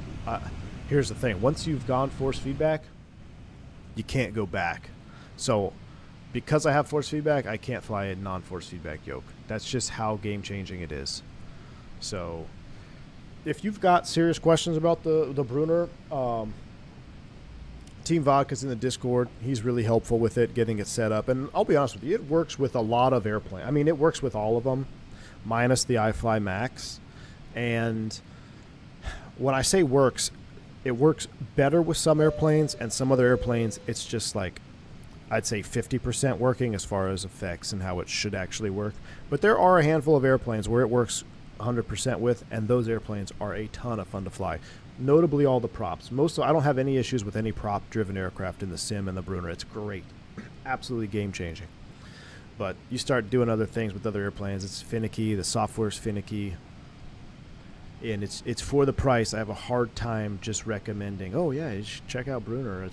Yeah, because for the price, you shouldn't have any concerns about what airplane is out. It should be working great. It should talk to the sim. It shouldn't crash on you. It should be legit all the way through. And unfortunately, it's just not there yet. TO2 is punishment. I should have done that. Most jets way to lose. Being gifted penalties and the receiver slips, catches it anyways, then has the bill rip it from his arms. Lauren, that was one heck of a play, man. And of course it's Mike Williams. I thought they were going to leave Mike Williams on the freaking bus in London. He should have never come back to the United States. He should still be in London. That guy he was good back, when he was healthy, but he's dead to me. Williams is basically GSX. Alexa Rastas, thank you for the 42 months support. Appreciate you. 42 months? What the F? Lurker from Finland. You know what, Alexa Rastas? We might have a little Finland surprise coming up. A little Finnair Ops, perhaps. Thank you so much for the 42 months support, Alexa. Alexi Rastas. Liam, 54 months of support. My man, Liam, thank you so much. With all the Boeing content, I wonder if you and Flightdeck to Sim have swapped channels. Love your stream. Liam, hey, man, appreciate you. Look, there's just been a lot happening with Boeing lately on the Sim. We've had the Max come out, 777's out. Yeah, there's been a lot of Boeing content. We did an Airbus stream, though. We did do one a couple days ago, getting ready to go back to work. So I appreciate your support, man. Thank you for the 54 months support. All right. When's it happening, Alexi? Maybe next week. Are you going to dust off the 300 anytime soon? We probably should, Dale. We probably should. Messiah says, I have a question regarding RNAV. Why are some of them offset? Just because of terrain. So it's literally 90% of the time because of terrain. There's just no good way to get you in straight into that runway. So a lot of them are offset. Not all, but a lot of them can be offset, yeah. That's kind of the benefit to an RNAV is you don't have to have an approach down the center line. So you don't need a VOR down the center line. You don't need a localizer antenna down the center line. If your airport is in an area where you can't have that, the RNAV is great for getting you down to an area of operation to where you can then visibly land. All right, ETE from here, Dougal. Let's take a look at it, and let's start up our in-flight entertainment. So let's go to the Prague page. OPSED is at 0327 sim time. Where is, let me just look at it this way. So where's Bireb? I want to go Bireb, Delta. Can I see the Delta progress?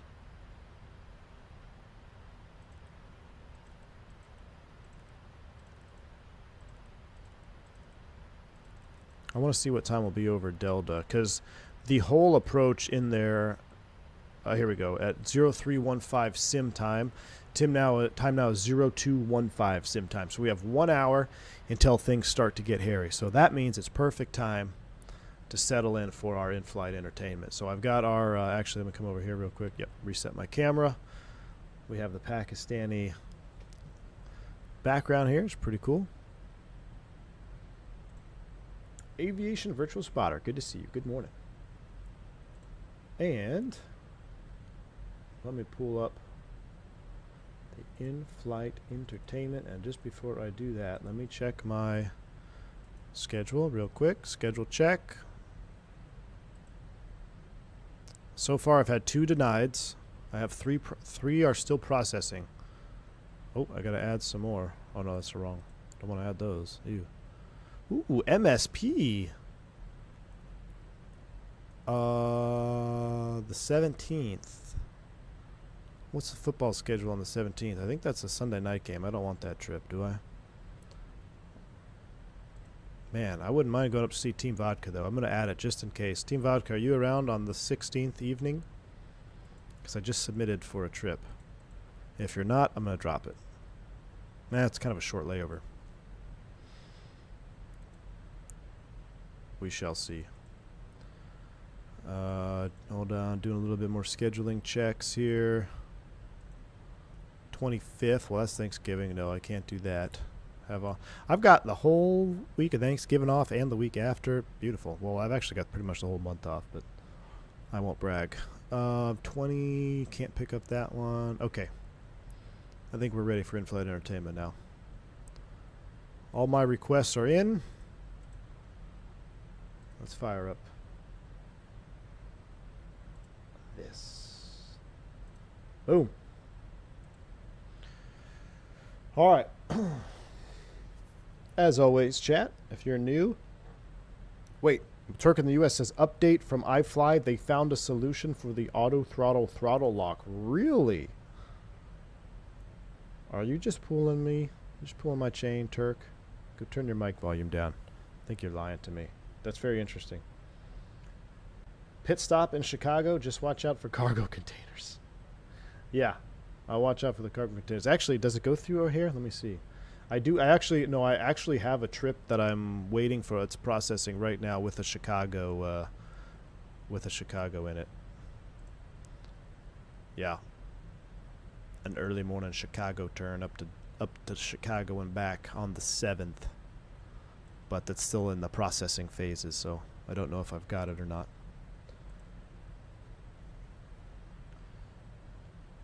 So if they have a update for that, that's awesome. That's awesome. Then we might have to abandon the landing challenge tomorrow and then just fly. Should we fly Devontae Adams to the Jets? Should we go Vegas, Chicago, Newark in Southwest? That seems like kind of a fun flight.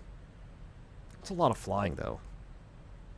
I'd rather fly something. Can I fly the iFly with this throttle quadrant? 2 streams today? Maybe, Nash. We'll see. Maybe. All right.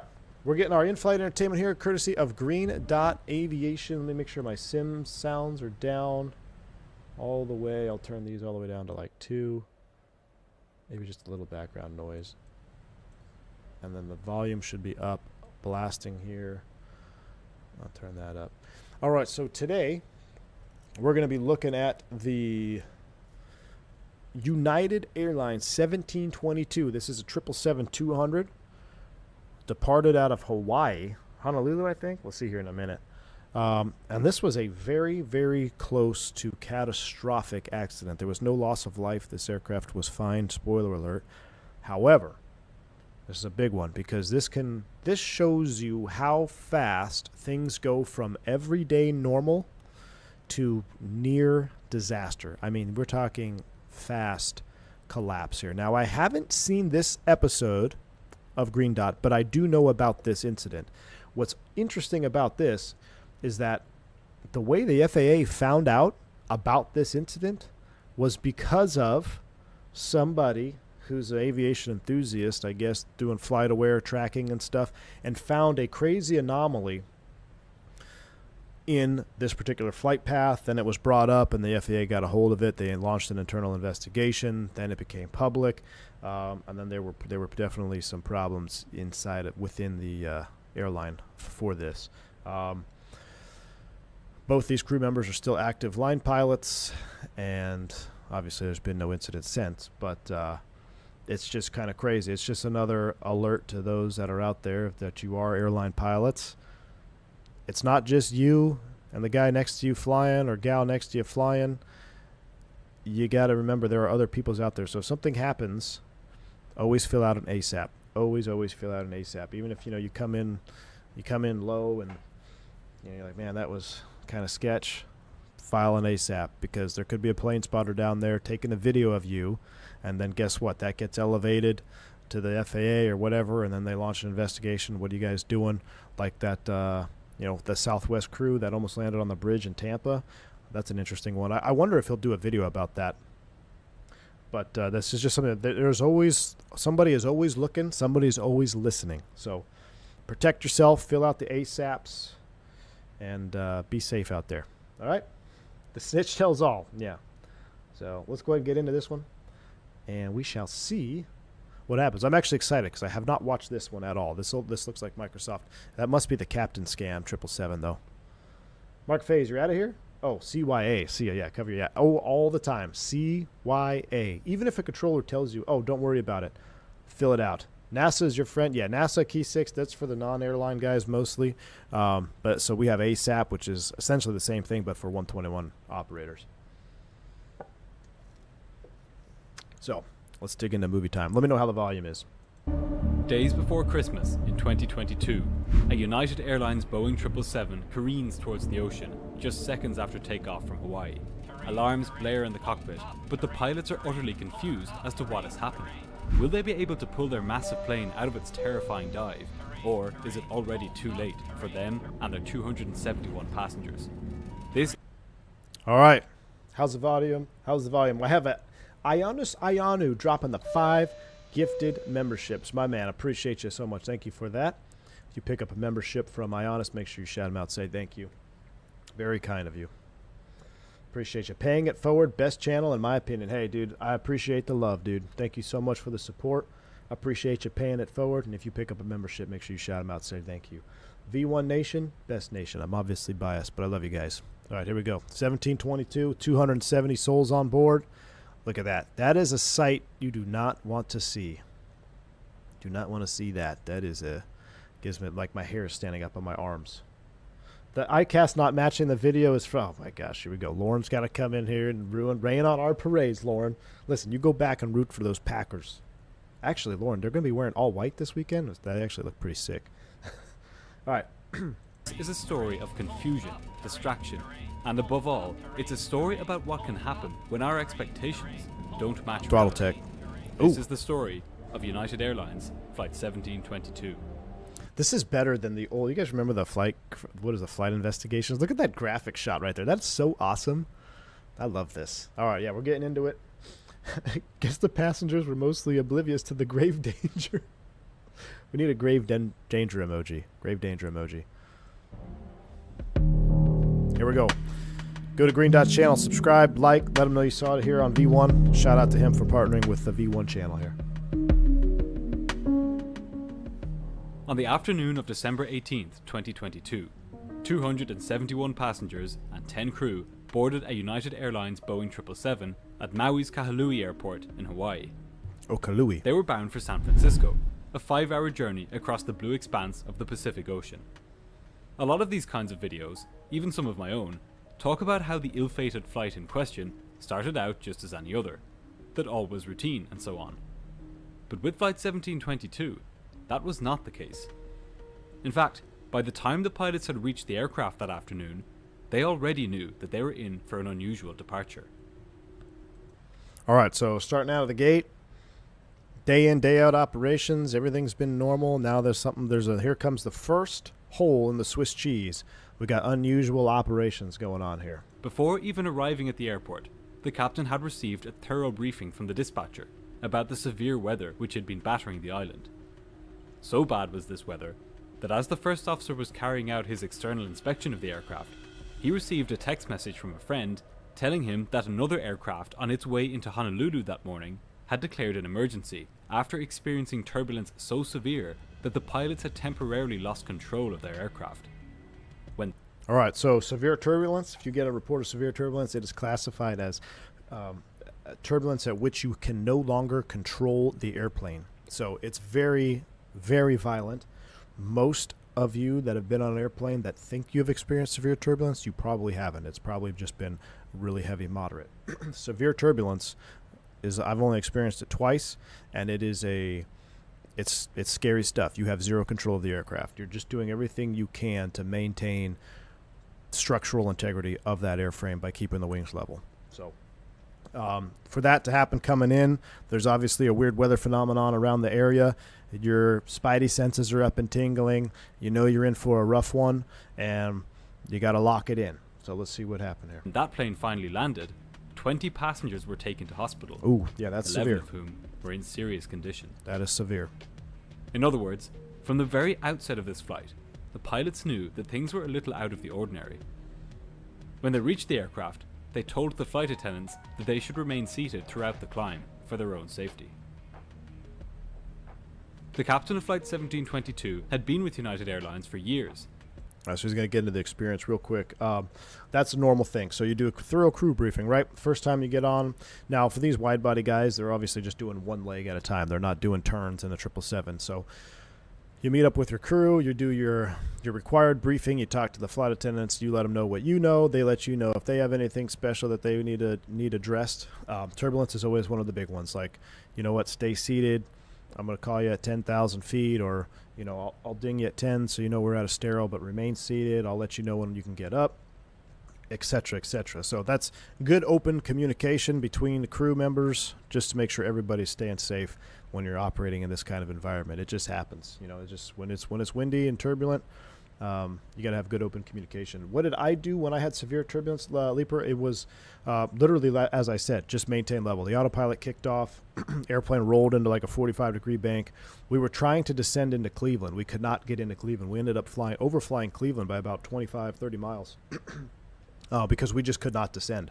The airplane shot up into like a 1,500, 2,000 foot per minute climb. Like I said, autopilot came off, so everything was done just to maintain wings level. You no longer care about altitude or airspeed. You just try to stay inside of the maneuvering constraints and keep the wings level. So after we flew past the area where we thought we kind of associated with severe, we continued to descend down. Then we kind of made a spiral back up towards the north and then back into Cleveland. And then that airplane, you know, it had to go under heavy inspection. Once you report severe turbulence, depending on your SOP, I don't know who wouldn't have this, but they'll send out, they actually go up, they look at the empennage, they take some panels off. They have to actually inspect the airframe for stress and cracks and things like that. So that airplane was grounded for some time. But yeah, it's no joke, man. No joke. All right, let's see what kind of crew we got going on here. Now aged 55, he had accumulated almost 20,000 flying hours, 5,000 of which were in the Boeing 777. Highly experienced. 20,000 hours is a lot, even for a pilot of his age. Before upgrading to the position of 777 captain, he had spent a few years as a captain on United's short-haul Airbus fleet. And this switch from Airbus to Boeing will end up being an important consideration in the events which we're about to see. So he's been on the Airbus probably 15,000 hours. The first officer, by comparison, was new to United Airlines and new to the 777. He had just 120 hours on the aircraft, and just over 5,000 hours on all planes in total. Super green. Before joining United, he had been with Hawaiian Airways, and he was familiar enough with the weather around the Hawaiian Islands to Bet he regrets that move now. know that this day was particularly rough. So you got a really green FO. He's got 5,000 total, 100 and something total on the 777. Super green. Now you've got a really experienced captain in the grand scheme of things, but I'm assuming if he has 20,000 hours and he spent all of his time on the short haul fleet, he's probably got close to 15,000 on the bus, and now he's got 5,000 on the triple, which, I mean, that's still a lot of time, 5,000 on the triple. Let's see what happens. At about 2:30 that afternoon, Flight 1722 pushed back from the gate at Maui. The 271 passengers settled in for the 5-hour journey to San Francisco. Despite the weather, they had every reason to believe that they were in safe hands. United Airlines and the Boeing 777 both had excellent safety records. The passengers had no idea that just moments after takeoff, things would start to go very wrong in the cockpit. Tug, toe, pin, salute. As the captain taxied through the lashing rain out to runway 02 at Maui, he and the first officer discussed the weather they would be facing once they got airborne. The real danger on this day was not the rain, but the wind. Or, more specifically, wind shear. Wind shear is a dangerous weather phenomenon whereby the wind rapidly changes its speed or direction over a short distance. It can be deadly to aircraft, because the whole reason planes fly in the first place is by going fast enough through the air that the air can support them. If the wind suddenly starts coming from behind the aircraft, its speed can get so slow that it simply falls out of the sky like a dead weight. All right, we talked about wind shear, talked about wind shear avoidance. More specifically on the Airbus, what is one thing that you do not do when there's a wind shear and you're getting ready for takeoff? You guys remember? This is an educational channel here. Something we can do.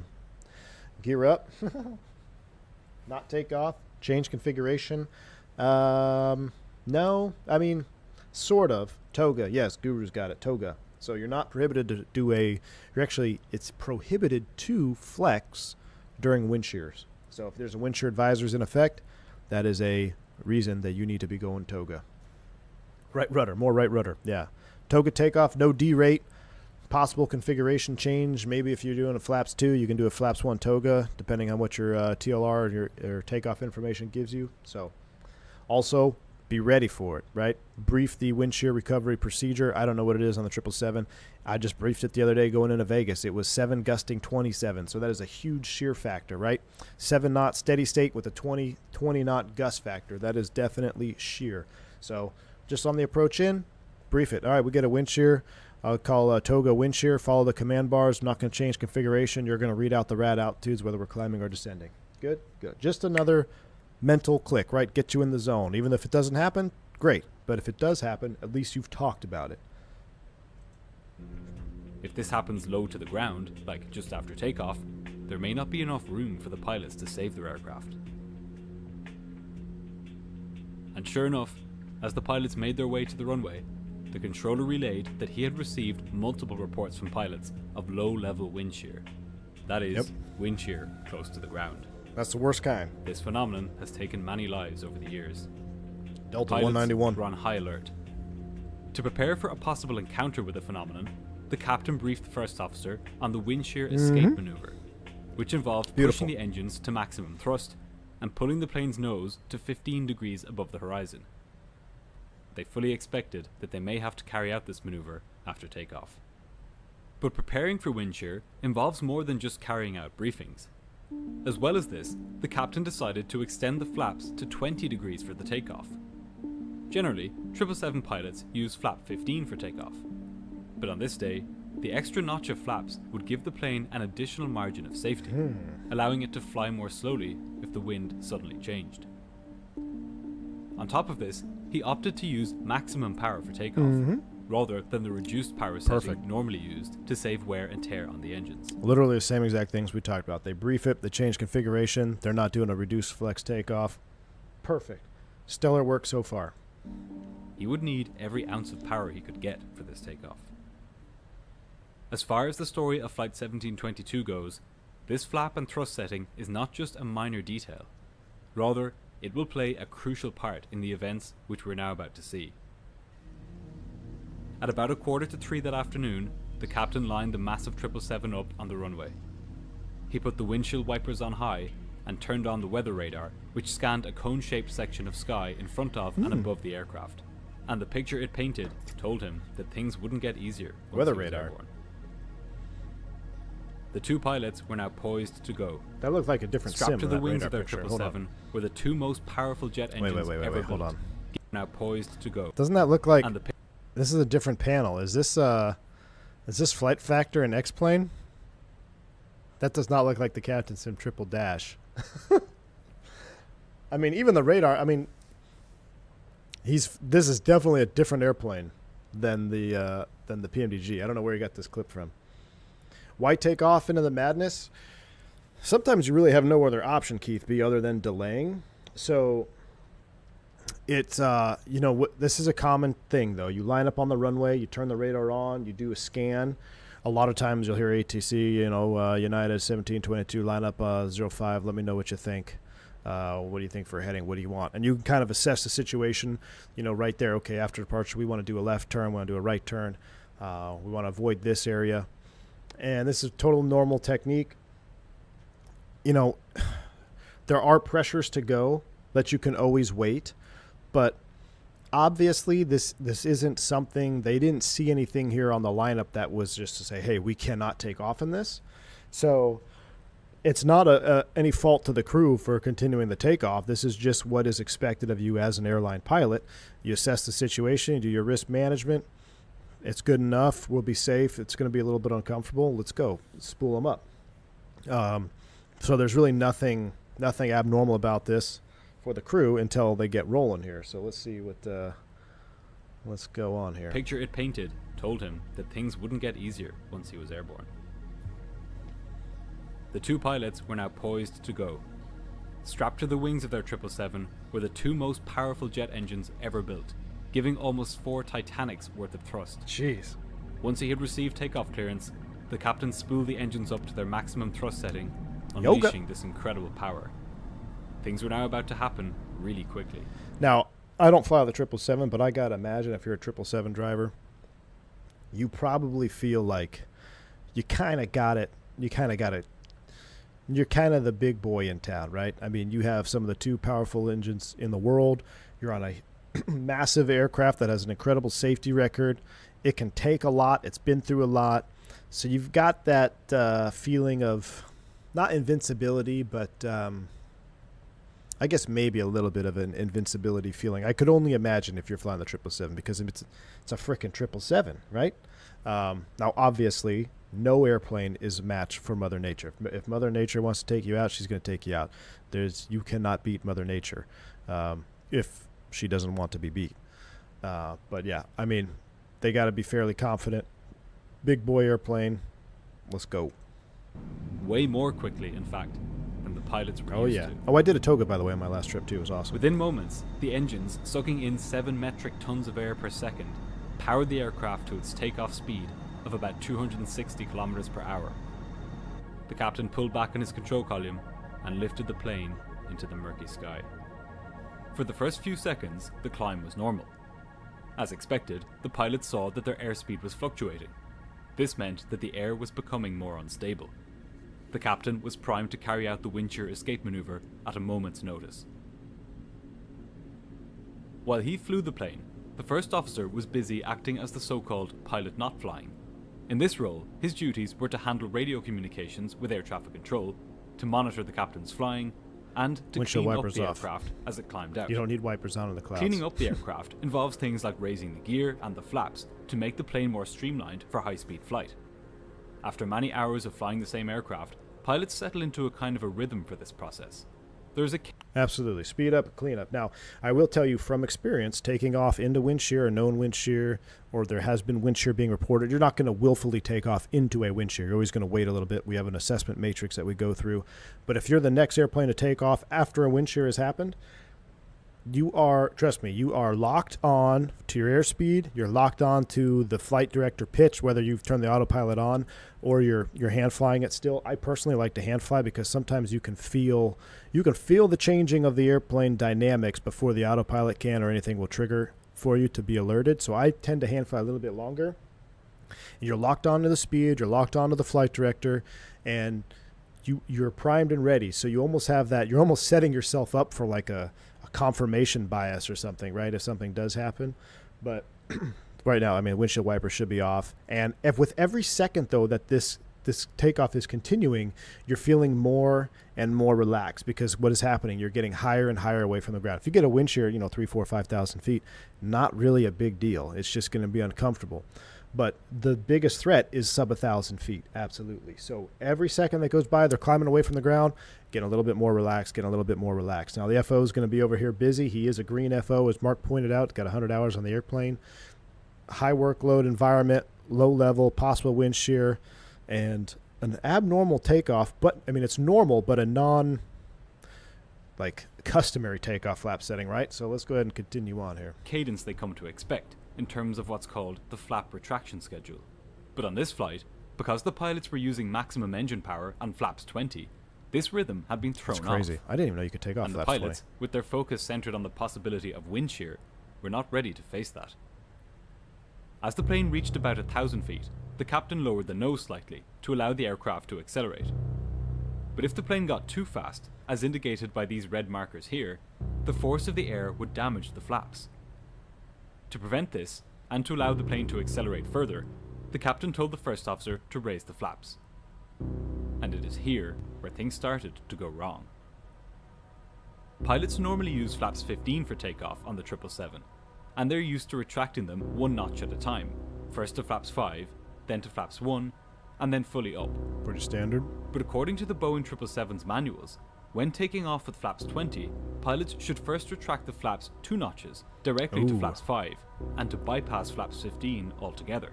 All right, so hopefully you're following along. Basically, all their normal standard takeoffs at 15, it's 15.5.1, right? Step, step, step. I think the only other airplane that I've flown was the E190 that had something similar. If you took off flaps 4, I believe, was used for takeoff only, you would go to flaps 2. You would skip 3, and then you'd go to 1. I think that was it. In the Airbus, it's if you take off flaps 3, it's kind of, I guess it's the same thing in the Airbus. Flaps 3 to flap 1. You go flap 3 right to flap 1. So but that's normal. In the Boeing, though, you can definitely tell where if they're doing it over and over and over, 15.5.1, and now you're taking off flaps 20, there is a potential for a mistake here, which is what's obvious. Spoiler alert, it looks like it's going to happen. But what happens, let's talk about it before we see it animated. What would happen, what do you think happens if you go from 20 to 5 instead of 20 to 15? You're talking about a significant change of the airfoil out there on the wing.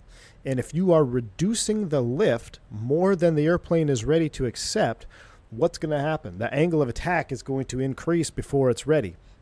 Remember, airspeed is irrelevant. Airplanes stall at the critical angle of attack, which is fixed. The airplane will always stall at the same critical angle of attack. Airspeed is irrelevant. So if you are retracting the lifting devices, the required angle of attack is going to be greater. And if the required angle of attack is going to be greater, the airplane is going to want to what? Nose down to lower the angle of attack to make sure it doesn't go into its critical angle attack and stall. So the problem with that is what's going to then happen to your altitude. You're going to start descending. And what are you going to get? Don't sink. Don't sink. So you have to kind of understand that aspect first. You have to understand what is actually going to happen if you skip a flap setting here. Think AOA. Don't necessarily think airspeed. Airspeed is... It's not irrelevant, but it's irrelevant when it comes to stalling an airframe. An airframe stall at a critical angle of attack. They can stall at any airspeed. So you're doing a non-standard takeoff. Now you're going to put yourself into a non-standard AOA at low level in the soup with wind shear and gusty winds. You can see now we've got a lot of holes lining up in the Swiss cheese model. So let's see it animated out here. Let's see what happens. But on this flight, it's disputed whether the captain told the first officer to raise the flaps to 15 degrees or to 5 degrees. The captain thought he had said flaps 5, while the first officer thought he said flaps 15. In any case, as the plane accelerated, the first officer raised the flaps by 1 notch to 15 degrees, and then contacted departure control on the radio. This miscommunication about the flap setting was fundamentally a pretty minor one. Okay. After all, it would only be a few moments. So in this case, he actually it was opposite of what we just kind of went through mentality-wise, but the same is true. Just think of it in reverse order. So instead of going 20 to 5, where you're supposed to go, you go 20 to 15. That is a super minor mistake, right? It's just you obviously have the speed to go to 5. You have the angle of attack to go to 5. But if you only go to 15, the airplane's not in any danger. What's in danger? The flap structural limit speed is in danger. So now the airplane, you're getting ready to speed up to your flap 5, but if your flaps are at 15, now speed is relevant. And now you're looking at overstressing the flaps. The same is true why the Airbus you go 3 to 1, because you don't, there's really, I don't say there's nothing in there, but it's, the change isn't significant enough to go 3 to 2 then to 1. You just go 3 to 1 and you don't have to worry about overspeed and overstressing the airframe, and the wing is designed for it. Same with the 777. But you leave them out, it's not bad, it's just you are now putting yourself in an overspeed scenario. Possibly. Before the captain would tell the first officer to move the flaps up to the next notch. But what made this error so insidiously consequential is that the captain now had a completely false picture in his head about the plane's configuration. His expectations were now diverging from reality, and the confusion this would create would now endanger the lives of all 281 people on board. Gravely. When the first officer raised the flaps to 15 degrees, the red overspeed markings on the captain's primary flight display only went up by a few knots. Look here, at flaps 20, the captain couldn't fly faster than 190 knots without risking damage to the flaps. When the first officer raised the flaps to 15 degrees, the overspeed section only went up by 20 knots to about 210 knots, meaning that the captain would risk damaging the flaps if he just went 20 knots faster. The captain was... So, this is a small mistake. However, if it goes unnoticed, you could see where this potentially could become a problem, and I'm going to tell you why.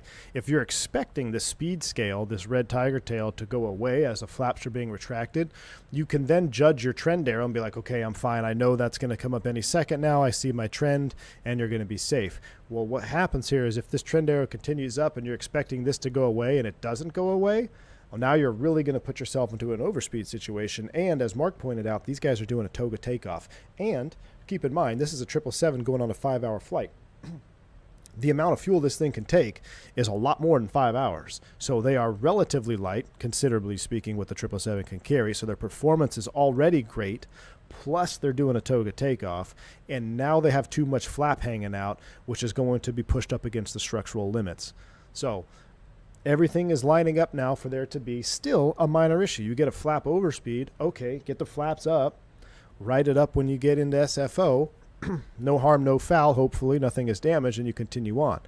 But at some point here, we're going to diverge from a slightly non-standard takeoff and potentially small air, continuing to snowball into a near catastrophic event. So the captain is pitching for flaps 5, but he's at flaps 15. That's my assumption here, Slow. It's my assumption. I was expecting this red overspeed section to go up significantly. Yeah, see, he was expecting it to go up. Because with flaps 5, which he thought he had called for, it takes a lot more speed to cause damage to the flaps. So, now the captain was in a situation where his plane was accelerating and was about to go too fast for the flaps. He didn't understand why this was happening. Was there a problem with the flaps? Were the violent wind conditions outside playing a role? To prevent the plane from going too fast, he pulled back on the thrust levers slightly. Normal. But this only helped so much. The plane continued to accelerate. As all of this was happening, the first officer was dialing in the air traffic controller's clearance for the flight to climb to an altitude of 16,000 feet. The controller also told him that there was heavy rain in every direction around the aircraft and that he could deviate as needed to avoid the weather. But just as the first officer was focusing on the weather and the instructions from the controller, the captain's confusion was growing. The plane had started to exceed the safe speed limit for the flaps. The captain quickly checked the flap indicator on his central display, and saw that they were set not at 5 degrees, as he had recalled asking for, but at 15 degrees. Check the tapes. He immediately told the first officer to retract the flaps to 5 degrees, which he then did. But this didn't solve the problem. In fact, the plane kept accelerating. Deep inside the clouds, with no way to see. Alright, so you can see now confusion has set in, and we have the, I forget there's a phrase or a term that they use this for your human brain to react to the situation. Like, I guess it's reaction time, but there's a processing point that can take longer depending on who it is. And right now, you've had a high stress environment. You're in the weather. I'm sure these guys are getting bumped around. They're IMC. You had the captain completely believing the airplane was in a different configuration than it was, whether he commanded flaps 5 or flaps 15. We don't know. I don't know why it's not published. You'd have to actually check the CVR, but I believe the CVR was already erased by the time they got to this incident. So no one knows who said what. Regardless, the first officer should know he should be going to flaps 5. If he didn't, it's now on the captain's responsibility to make sure it's in flaps 5. He found that they were in flaps 15. He commanded flaps 5, but while all this is going on, now you throw in an overspeed warning in the cockpit, and the captain is trying to slow his airplane down. He's got an overspeed warning. They're IMC, the winds are shifting. I'm sure that didn't help. I mean, he could have been right on the limit to overspeed, and then there's this wind shift, and now he's overspeeding, so he's got an alert going off. This is when the chaos starts to build up, and the confusion is setting in for everybody. There's like, what is happening? What's going on? And things are happening quick. It's easy to sit here Monday morning quarterback these guys like, oh, well, he should have done this, and he should have done that, and it wouldn't have had a problem. You're right. Could have brought the power right back. Could have moved the flap handle to 5 earlier. Like, yeah, those are easy fixes. But most of the time when these incidents happen, it's not some like catastrophic error they make. It's a series of little tiny mistakes that add up. So you throw in the real world physiological scenario that these guys are in the soup and the rain and the bumps, you can understand that there's some hesitation and confusion going on here. So right now they're flaps 5. They're overspeeding. They say he brought the power back to, I don't know to which level. Did he let go? Does the 777, if you override the auto thrust and you let go, does it then go back to where it's supposed to be going? Like on the Embraer series? I'm not sure. Less than 160 for TOD? All right, we'll be all right. Outside their plane, there was only one way for the pilots to see the terrifying truth. Their primary flight display here showed that their aircraft was beginning to pitch down. In fact, its nose had just begun to dip below the horizon. Their 777 had started to enter a rapid descent. And this is where we return to a small detail I mentioned at the beginning of this episode, which may not be such a small detail after all. The captain of Flight 1722 had been flying Airbus aircraft for United Airlines for a few years before switching to the Boeing 777. A big difference between Boeing and Airbus aircraft is in how they handle pitch inputs from the pilots. On an Airbus plane, when a pilot wants to reduce the pitch attitude from say 10 degrees nose up to 5 degrees nose up, they simply push their side stick forwards until the plane is at 5 degrees pitch attitude and return the side stick to neutral. The plane will then maintain that pitch attitude all by itself. For this reason, Airbus aircraft are said to be pitch stable. But Boeing aircraft, like the 777, are not pitch stable. They do not automatically maintain the pitch attitude set by the pilots. What this meant for Flight 1722 now, I thought there was a trim ref as the speed, captain though. focused his attention on the central display, trying to see whether there was a problem with the flaps, he was, without realizing it, easing his control column forwards towards the neutral position. Now, correct me if I'm wrong, though. I thought that there was some fly-by-wire trim reference speed to which if the airplane is trimmed for the speed, theoretically there's not going to be any pressure on the yoke. So I'm not sure if what the speed is trimmed at here for this. I don't know if we're missing some information on this at all, but I just wanted to point out that I'm not exactly sure what was going on. And unfortunately, we don't have the actual tapes of what was going on in the airplane because this was reported after the incident. But it's not the usual mode they fly on, says Josh. That would be interesting. So I don't know. Like, again, I don't know if did he push forward on the yoke or did just simply letting go of the yoke and it was trimmed for a faster speed, so the aircraft is going to pitch down. Oh, that's with autopilot on. He doesn't have autopilot on. Interesting. So that's a good point. He doesn't have the autopilot on, but still, that, I mean, it would make sense to have trim reference speed with. Yeah, I'm not sure. I'd have to ask Black Box about that one there. Let me go ahead and just double check where we are. Oh yeah, look at this, Chad. It's about, oh, look where we're going. Oh, you can't see. Hold on. Look at that. Oh yeah, it's going to be absolute juice. Okay, let's go back here. We'll finish this video up and get ready for our descent. But yeah, I always thought there was some trim ref bug. So who knows? I'm going to leave that out there. It'll oscillate to pitch to maintain the speed, as I understand. There's field units on the yoke to simulate pressure. Right. From the outside, it's all easy, and people say I would have done this or that, but in real stress, people sometimes react completely different. Absolutely, Paul. That's right. You never know how you're going to react until you're in the situation. Right? in the 777-78, basically just flick the trim to set it to what pitch for speed you want, not have to hold it, no big bug.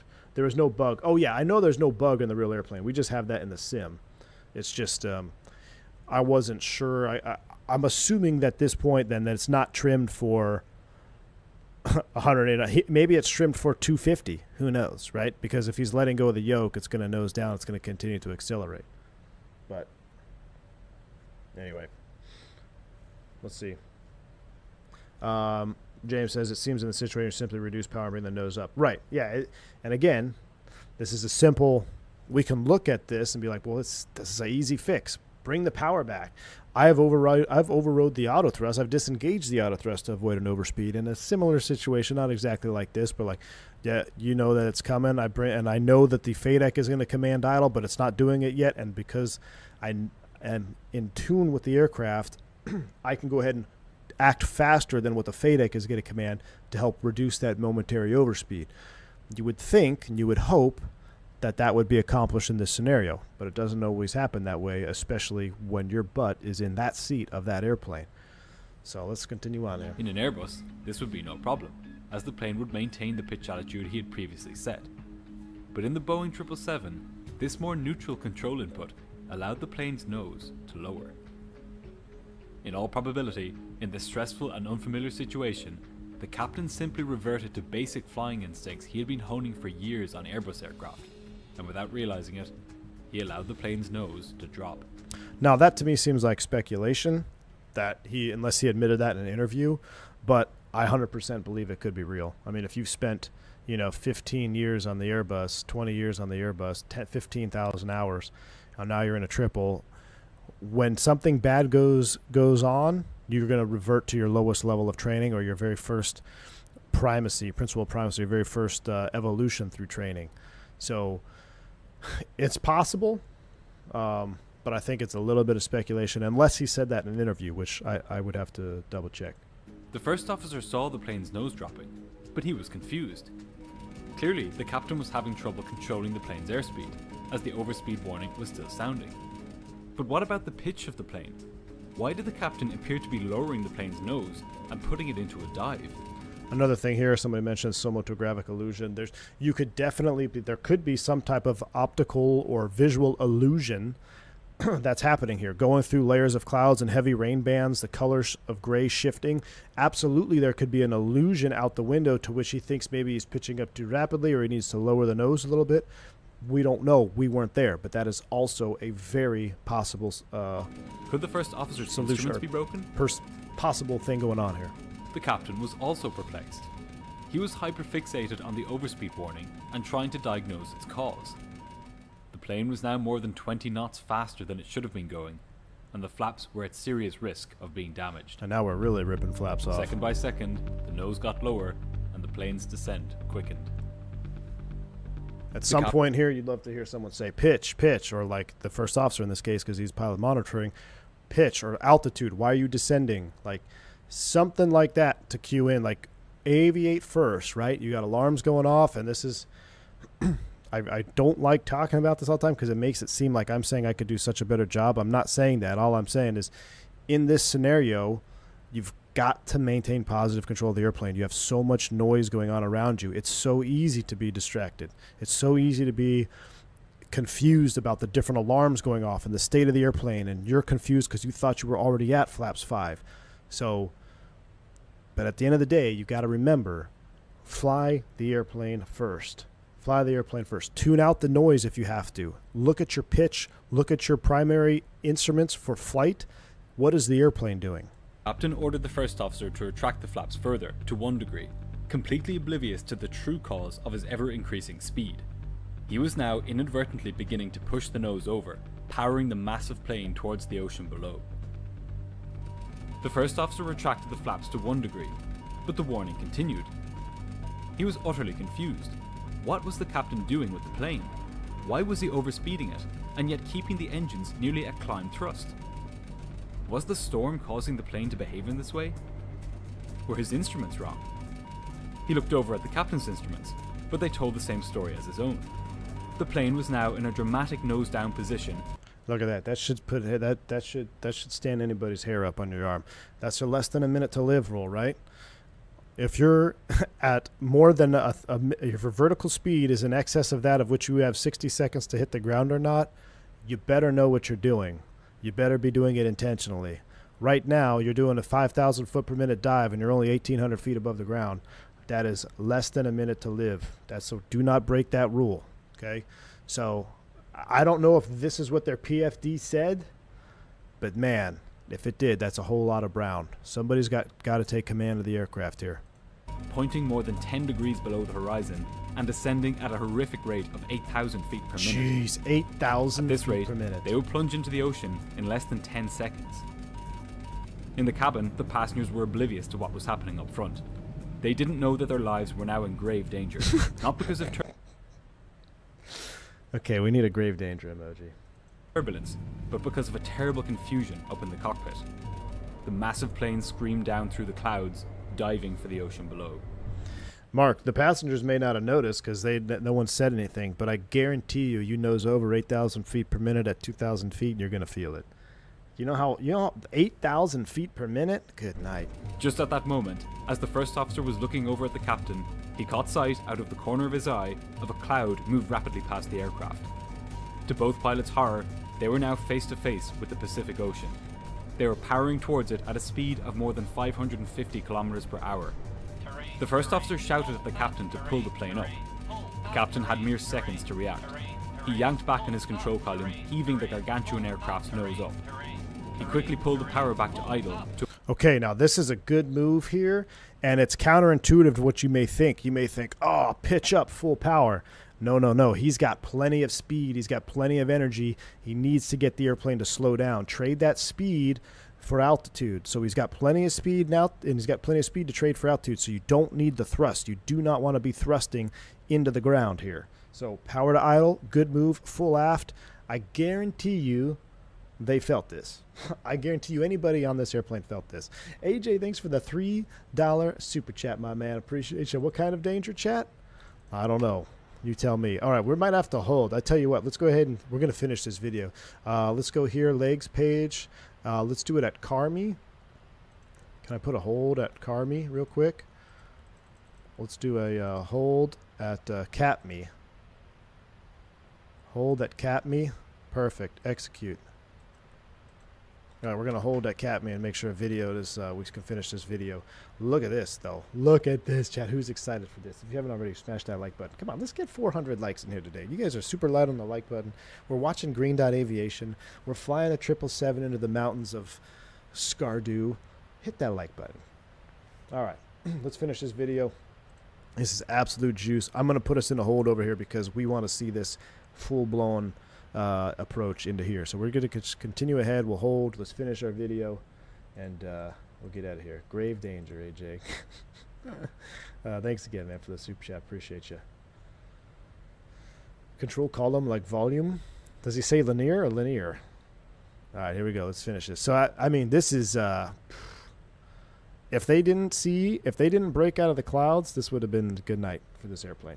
To allow the plane to round this vertical corner as quickly as possible. The passengers and crew were pressed violently into their seats as the plane bottomed out just 750 feet from the surface of the ocean. The length of the 777 is 210 feet. Somebody do the math.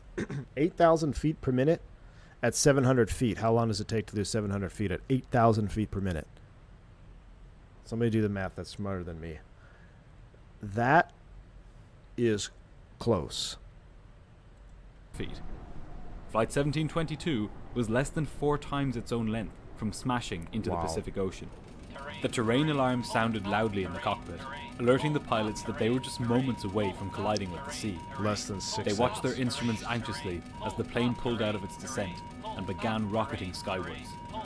The captain slammed the engines to maximum thrust and brought the plane's nose to 20. Okay, so this is a great recovery. Despite the lack of command authority to get them in this situation, give credit to where credit is due. This is a textbook recovery done by the captain. He put it in this situation, and he sure as hell got them out of it, and they all escaped with their lives. Thankfully, no one was hurt, no damage. But perfect maneuver, pulling aft, reducing the thrust on the engines, trading that speed for immediate energy, for altitude to get away from the ground. As soon as the pitch is out of the ground and as soon as they're getting away from the ground, what does he do? Apply full thrust. Textbook recovery, just like the sim, and thank goodness for it, because without it, it would not have ended well. 20 degrees above the horizon. He was now carrying out the terrain escape maneuver, a close cousin of the wind shear escape maneuver he had been planning to use all day. The passengers clung to their seats, some screaming as the plane shook, its engines roaring. Within seconds, the plane was shooting upwards at a rate of more than 8,000 feet per minute. From 8,000 pandemonium vertical down and aboard. vertical up. That's wild. He was imitating After a full few flight tense control moments, the plane was safely away from the water. The captain eased forwards on the control column, reduced power on the engines, and re-established the plane on its normal climb profile. I bet they could care less about the turbulence now. The two pilots were shaken. They were the only ones on board who had a full sense of what had just happened. The passengers and flight attendants knew that something unusual had taken place, but they had no idea quite how close they had come to disaster. Once the captain had the lead flight attendant confirm that none of the passengers were injured, and that there appeared to be no damage to the aircraft, he decided to continue the flight to San Francisco. 4.5 hours later, after landing at San Francisco, the pilots reported the incident to United Airlines. But incredibly, we wouldn't even know about it were it not for the fact that it was stumbled upon 2 months after it had taken place, on Flight Radar 24, and reported on by the aviation news site The Air Current. United Airlines had determined that the incident didn't need to be reported to the National Transportation Safety Board because it didn't meet their reporting criteria, which stated that somebody had to have been injured or that there had to have been damage to the aircraft. Okay, so I don't know how the airplane wasn't damaged. I'm assuming because maybe they were still like 250 knots, and that's probably their turbulent penetration speed, if anything. I know that's what it is for the bus. Below 10 is 250. So even though they were overspeeding the flaps, when he went full aft, they was probably still within the maneuvering constraints of the airframe, so that's why there was no damage. But I guarantee you, everybody felt that. You go 8,000 vertical, 8,000 or negative to vertical, there's going to be a G load on there. They reported it internally, but it was never reported outwardly. Now, I've heard conflicting reports by people that I know that I'm not going to say, but I don't know if that's exactly how it went down. Regardless, we're going to leave it at that. By this point, the cockpit voice recorder had long been overwritten. Yeah, so we don't know As a result what of this actually incident, happened. the pilots of the flight were given additional training. But a question remains as to whether this is enough to prevent similar occurrences in future. Is this near disaster a once-off, or, combined with a strikingly similar event involving a Qatar Airways Boeing 787 in January of 2023, and an Emirates 777 incident in December of 2021, which I've covered on this channel, is it reasonable to ask whether these failures in basic airmanship are symptoms of a broader issue in pilot training and airline practice? Is this just the tip of the iceberg? The near crash of Flight 1722 is a lesson in how quickly things can go wrong in an aircraft, even with all of the modern safeguards against accidents. Absolutely. A simple loss of situational awareness by the captain, combined with poor weather, somewhat unusual aircraft configuration, and a miscommunication around flap setting, nearly caused a disaster. If this flight had taken place at night time, or if the cloud base had been lower, or if the captain had reacted even just seconds later than he did, this could very well have become the single worst air disaster in US history by passenger fatalities. It's an open question as to whether the right lessons will be taken from this and other similar incidents in recent years, or whether it will take something more serious to spur the action required. If you enjoy... So, that we're going to wrap it up. Looks like we've entered our hold here. Ooh, maximum juice hold. Yes, please. Like we were saying, I mean, there was not all these big mistakes that happened, right? It's just one small thing after another leading to a near massive disaster. Everybody's fine, everybody's good, no bent metal, no harm, no foul, but you always got to maintain control of the airplane, right? That's the lesson to take away from this, is no matter what's going on, and this is good for guys flying the line right now, myself included. Like, we've all been in scenarios. If you've been doing it long enough, we've all been in scenarios. I can think of one right off the top of my head. I know where I was saturated. I was overwhelmed by what was going down, what was happening, and my mistake, nowhere near as catastrophic or almost catastrophic as that, was just like I had resulted to just responding. So on one of the checklist items was auto thrust, and I said speed when in fact the auto thrust was off. But I was so task saturated and focused on the immediate stuff that was happening around me. I said speed when I shouldn't have said speed. Now, right there, first officer caught it and was like, "No, it's off." I'm like, "You're right, it's off." And that seems minor, just a little minor hiccup there in the communication. But there's more to that story that I might podcast out one day. But yeah, it's pretty wild, and we're just thankful that everybody's good. No incidents. 777, as a beast of an airplane as it is, if you fly it into the ground, it will fly into the ground. All right, let's start setting up for approach chat. You guys ready for this? All right, why would thrust actually help in a situation bringing the nose up even quicker? Yes, it would help bring the nose up, but you got to think of G-forces, and you have to think of the maneuvering constraints of the airplane. So they were already pretty much at the limit of the forward speed that they wanted to do to execute that maneuver. You do not want to be powering into the ground. You've got plenty of energy to get that nose up, and the captain did it flawlessly. Power to idle, stop driving yourself into the ground, immediately trade it for nose up attitude, and then he immediately put the thrust forward to additionally help them get that nose up and climb away. But pretty wild. All right, let's go ahead and set. So I'm going to set 240. We're going to start descending in the hold here, and I'm going to exit the hold as we make this right turn. Matter of fact, let's go direct cat me now. Can I exit the hold? We'll execute. We'll exit the hold. We're turning direct cat me. I'm going to do a speed intervene all the way down here. So I'm going to select speed. I'm going to maintain 270 indicated because this approach is going to be completely unstandard. So speaking of our own non-standard and craziness, we are doing a visual approach into Skardu. The only way I can show you what we're going to do is to bring up Navigraph. So let me do that right now as we descend towards Catmeet at 240. We are on 22.8. And here we go. So I will show you on this map here. Navigraph is coming up. All right. So this is what we're going to do. We are going to fly from BIREB to SD, which is a Skardu NDB. Is there how can I put a terrain chart on this? IFR low, VFR chart. Here we go. This is an easier chart to read.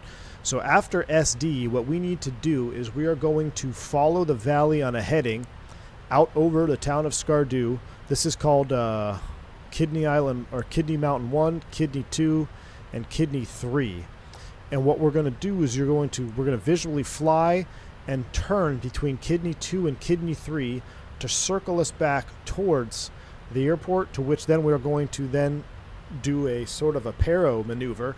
We're going to join left downwind for 1-4 right, and then we're going to come out here. We're going to do a little teardrop back around and land for 1-4 right. Once we go over SD VOR, we are committed to the approach, or NDB rather. Once we go over Skardu, you are committed to this approach because you descend down in below here. We'd like to make this turn in between the two here at 10,000 feet. Then we continue down to about 8,000, which is 1,000 above, and stay in this valley here. It is very tight. We got to be slow. We're going to be at let's take a look at our ref speed here. All right, so you've been briefed. There's no other charts to show you. We're going to do a flaps 30, 141. So we have the weight to be slow enough for the maneuvering constraints, but it is going to be tight and it's going to be absolutely juicy. So let me get flight recorder up too, because we're going to want to do that. We'll get flight recorder up, and then we're going to get G's up. We're going to get Throttletek cam up, and this is going to be wild. So cams are online. I will bring this over to here. All right, recording is up and ready.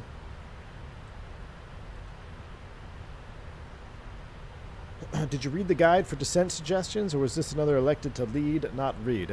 Precisely. I was elected to stream, not to read, Lauren. Ain't nobody got time to read approach altitude suggestions. But we're coming down to 240. We're going to have terrain on. Definitely need terrain on for this approach. We have 14 left is the approach, or 14 right, right? Yeah, 14 right, longer runway. So I'll have basically an extended center line for 14 right. We are on 22.8. We're inbound towards Delta. 24 might be... Yeah, 24 should be fine. Let's make it 26 right now. Just because the highest is 25.5. We got to get over to this valley first.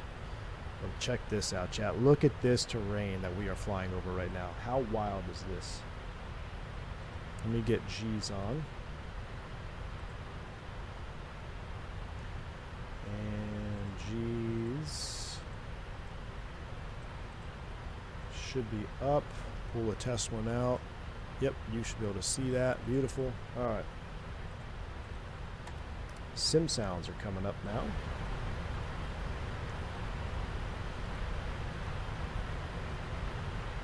All right, Delta 260. Look at that.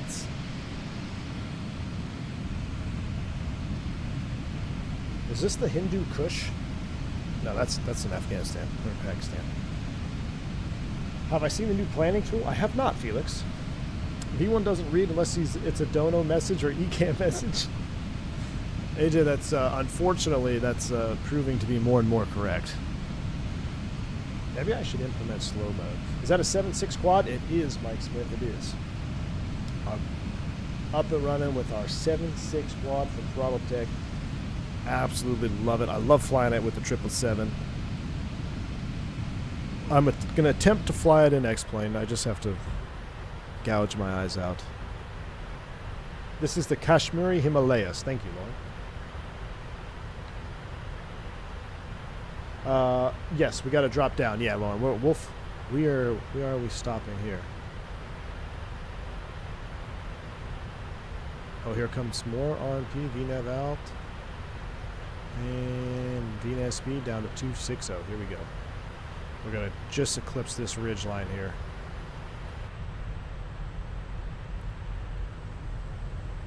Matter of fact, we should turn on the seatbelt sign. Smoking sign can be off. Seatbelt's on. This is Pakistan. Smoking sign's always on. Checklist. Descent checklist. Recall push button. I think that's it, right? Recall checked. Notes checked. Auto brake. Auto brake 2. Landing data VREF and minimums. We don't have a minimums. Approach briefing. You've been briefed. Altimeters. We'll get that. Landing checklist will leave you up. So, for minimums...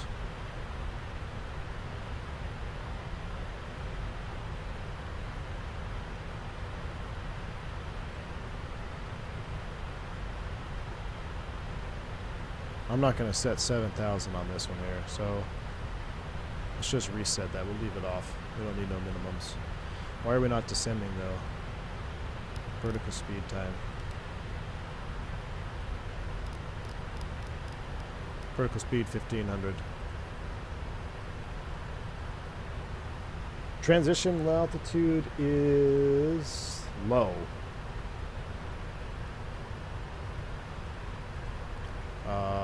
It's 9,500 feet. The airport elevation is 7,300.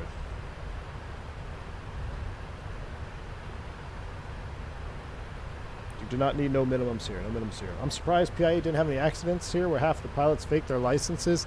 Yeah, that's pretty wild. I remember that. They had that 320 incident and they had a bunch of fake licensed pilots, literally fake pilots. And the fact that they were flying, I don't know if any of the fake ones flew into here. But maybe that's why they were. Maybe that's why they did so good, is because they knew if they got caught, they'd have a fake license, so they had to bring their A game. ET at a touchdown. Got to go pick up the kid from the bus stop. Well, don't be late. Go pick your kid up, AFN. We've just started down. You got some time. This is going to be. We got some time until actual touchdown. We got to finagle our way down into the valley here.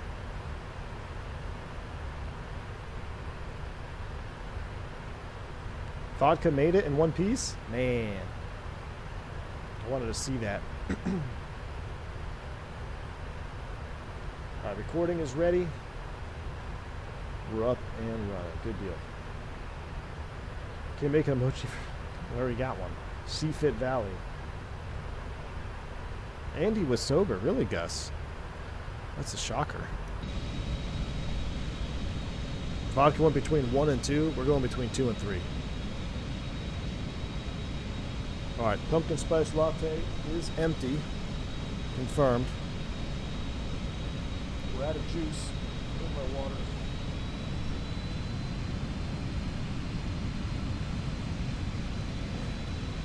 We gotta end this stream because we're out of PSL. Gus is probably slewing his way around, Mark. You're right. Mr. Slustavo's at it. He's down there slewing his way around. Shout out to Lauren for suggesting this. When this scenery came out, Lauren, I actually picked it up. And I was going to do this stream, and then some things came up, and we never ended up doing it. But the first time I loaded in, I was like, oh yes, we need to do this. We need to bring some other airplanes in here. The next flight, I think we're going to go from here to Pero, and I'm going to take Mark's money. Mark, how much do you owe me if I land in Pero? I think we'll be set up perfectly to go to Pero from here. It might be kind of spicy getting out on a 777. Apologize for what my Lions did to your Cowboys, Mr. Martini. That was cruel, and that was animal cruelty is what that was. Alright, now I'm going to set 25. Increase the vertical speed here a little bit. Down we go. Can a 777 go to Pero? No. But I'm going to take Mark's money and take one in there. On the topic of in-flight entertainment, at what point does the FO take control? Well, really, I mean, there's no limit at to which you can or cannot take control.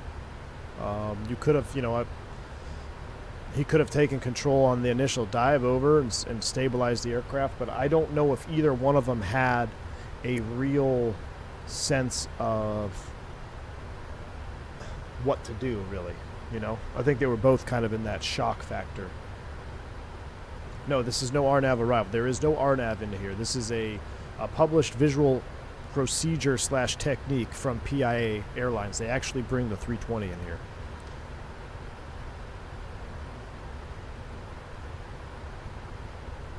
Now I think we want to cross at about 15, right, over SD.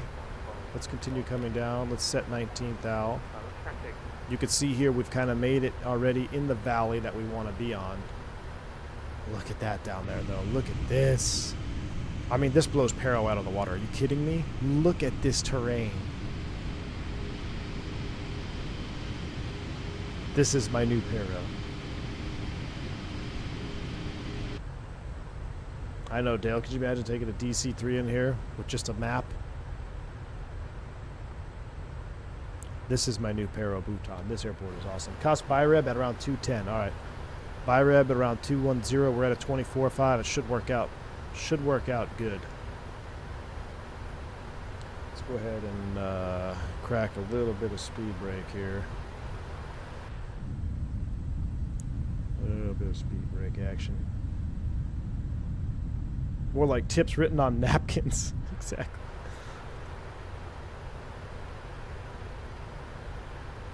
SD at around 15. Okay. Let's see if we can throw that in there for reference. Actually, I think we can make it even lower than 15, but we'll put 15 in there to give us a vertical idea. Speed brake extended. Oops, it's because the speed. Let's move.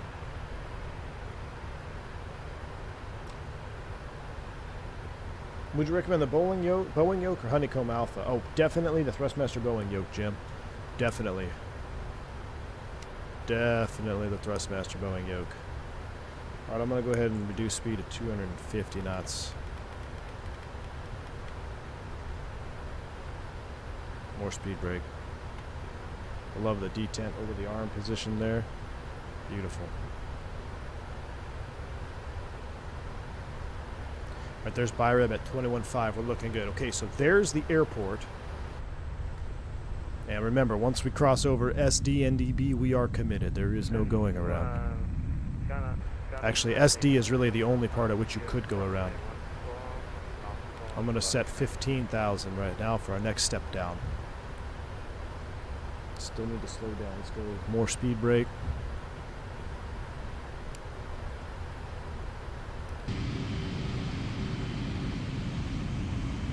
Look at this. Oh, that is so awesome.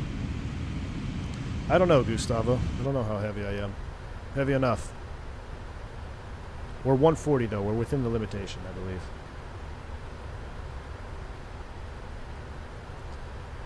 I'm going to actually set 13. Okay, so I can get ahead of it here. Full speed brake. Let's do a level change. Flight level change. Thrust. Oh, why is it thrusting up? It should be idling, right? For flight level change. I thought it would idle for flight level change.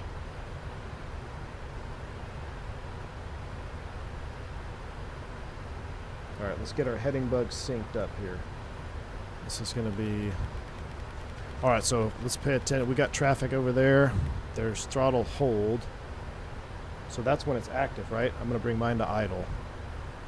And then live and die by the FMA. So throttle hold, I've got my thrust levers idle. Skardu traffic, Victor Tango November Alpha Delta, approaching runway 1.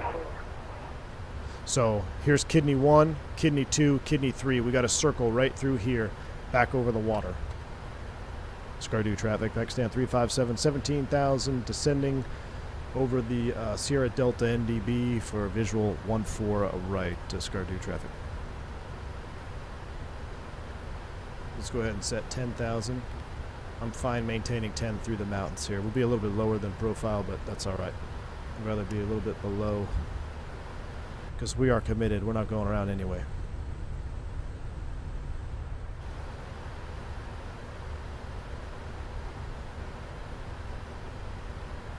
Let's go ahead and get all our lights on. And matter of fact, I might start the recording now because this is going to be a hell of an approach. Let's go ahead and start it now. Recording's on.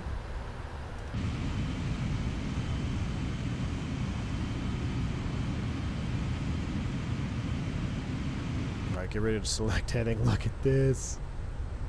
Flight of Live, you got an 83 in the Clipper 742. Nice. Look at that. Alright, so I'm going to set my heading bug to be about there. 15,000 over SD. We're just going below that. That's good. Get ready to select heading.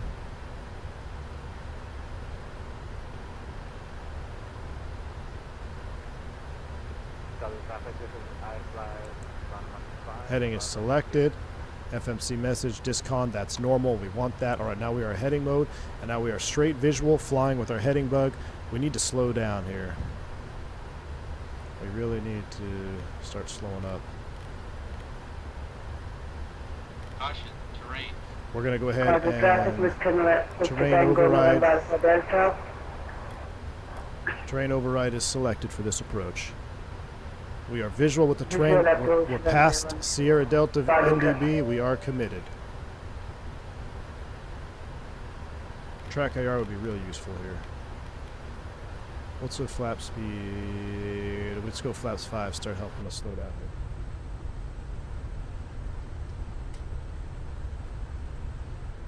I gotta remember we're on heading mode here.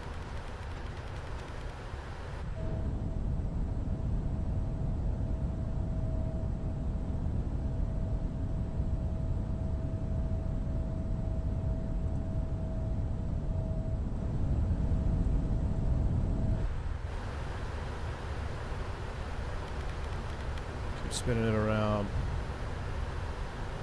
I would actually like to do this at 180.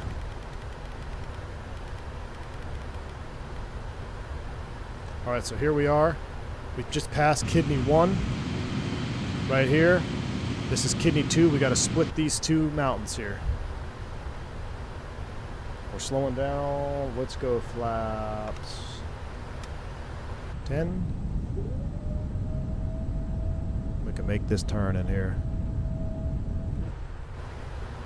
Or flaps 15 rather. Alright, we're 180, we're flaps 15. Let's go ahead and stow the speed brakes. Maintain 10,000 as we kind of lead this turn over here.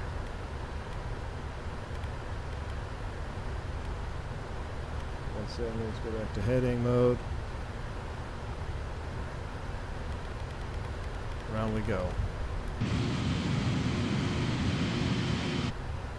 This is so crazy. We gotta turn, baby. Turn, turn, turn. You know what I need to do is I need to juice this up. 25 max. Can I go anymore? Turn, baby, turn. Turn, baby, turn.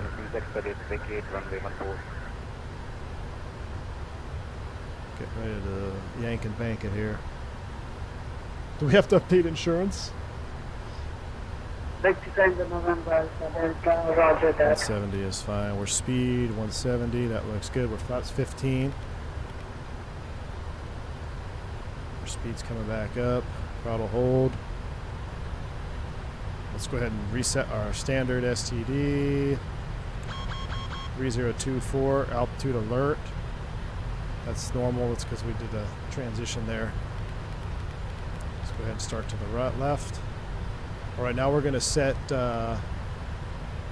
8,000. 300. Let's set 8,800. We'll vertical speed down. That'll be our pattern. That'll be our altitude for the circle here. We're vertical speed 600. Head back towards the airport. All right, so now these are the airport runways out here. We're gonna fly at it and join downwind for 1-4. There is no going around. We are committed.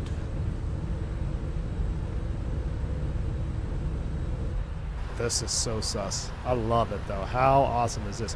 So I'm actually gonna swing a little bit wide. I'm gonna fly towards the opposite runway ends here. And then we're gonna make a turn to the right for our circle.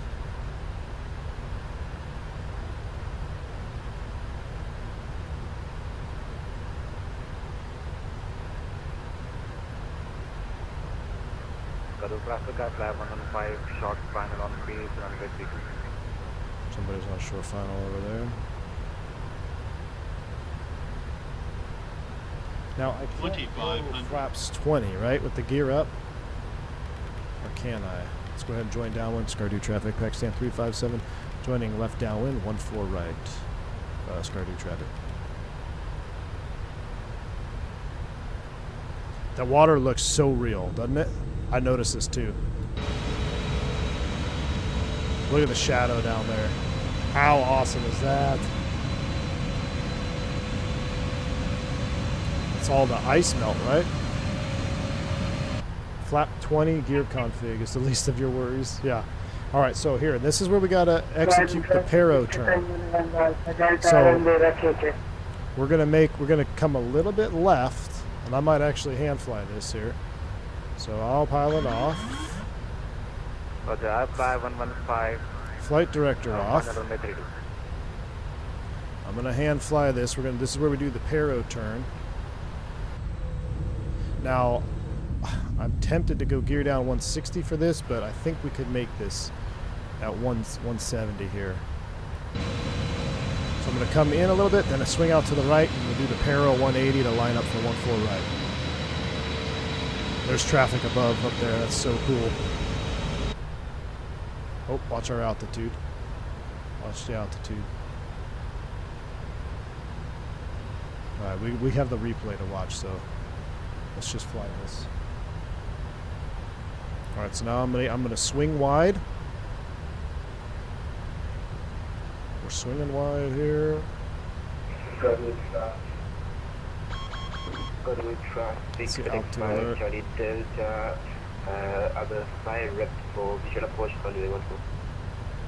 So we're gonna come out here as far as we're comfortable. Let's go ahead and swing it around and configure. I'm gonna get my airspeed bug set up here. Right about now. Let's go ahead and yank and bank. Gear's coming down. Reduce speed to 160. Flaps 20 is coming in. Yank and bank here.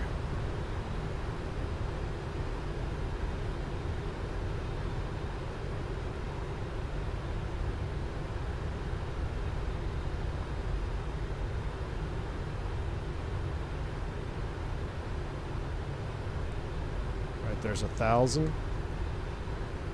Flaps 25. I got no more pitch up. What's going on with that? Auto throttle's off. I don't like that descent rate here. Too much bank. Ease it up. 1,000 feet. A little bit of an overshoot there. That's all right. Flaps 30 coming in. Let's bug 143 now. A little bit low. Correcting. Skardu traffic. Pakistan 357 on final 14 right.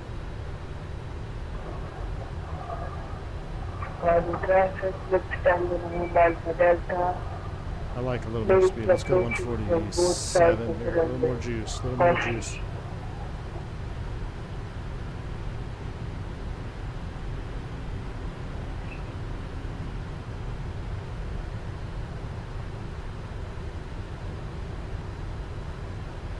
I fly 115.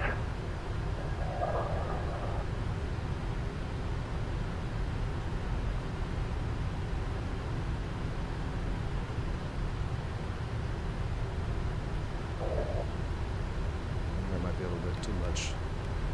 44.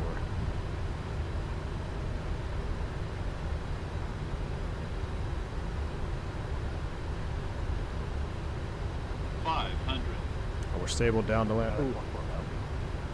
Speed brake armed. Oh shoot. Armed. Skardu traffic 65 Alpha Delta. Requesting Pakistan 357 Super ground. Ease her on now. Ease her on. 50. Skardu traffic FedEx 5, so the Delta Airbus Skardu for Kidney visual approach. Ooh.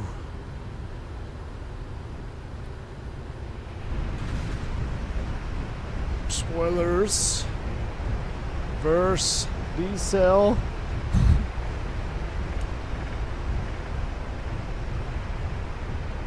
I fly 115 landed, vacating runway 3, Manual brakes. backtracking runway 12.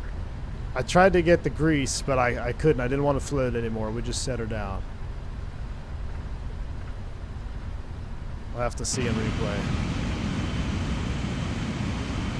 Alright, now I can breathe. Wow, there's nowhere to go here.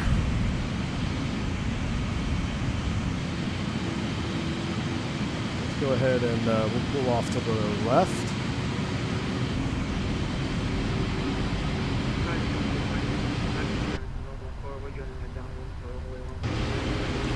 Look at that Falcon. Who's in the Falcon?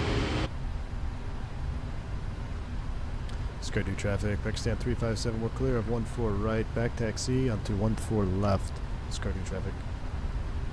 Where's the terminal around here? Or actually it's all the way down there. Is that the terminal?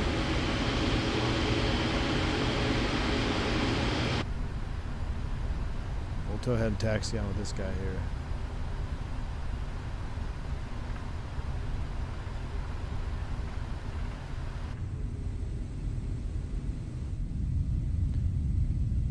Whew. Let's go ahead and clean it up while we're waiting. I fly 115, runway vacated. Clean it up. I can't believe those 7-4s made it in. Oh, terminal is in the town. They put you on a bus where the 7-4s are? Really, Lauren? Okay, that's awesome. Let's go ahead and taxi over there then. Alright, we'll continue to clean up here. Auto brakes are off. Speed brakes are stowed. Flaps are coming up.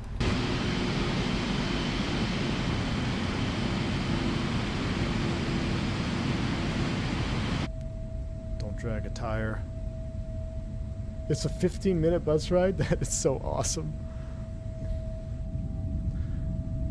Well, I cannot say that I have Skardu on my bucket list. Alright, looks like we're going in the ice, chat. I mean, they can land 787 on the ice, right? In Antarctica, so I guess we're going to taxi our trip along with the ice. Let's do it. For realism. Skardu traffic, Pakistan 357 crossing 14 right into the snow over to the terminal. Skardu traffic. For realism. Skardu traffic, FedEx 5, so the Delta Airbus 7 Kidney for the downwind on the runway. Okay, now that is pretty sweet. Look at that ramp. Are you kidding me? I think my wings will clip if I get on the center line. Let's stay to the right. Yeah, that's barely got the wingtip clearance there. He's already on a cargo pod. 55, on dock, block 194, recording off. Alright, well this is going to be an interesting parking job here. If I go on the line, I will pretty much go over him, so I'm going to cut it short and try to go right between these two airplanes here. This ramp fits two A320s at best. We got a triple, an A320, and a 7.4. We're gonna kind of make our own parking job here. There we go. We'll offset a little bit left. Oh, look at that. Plenty of room.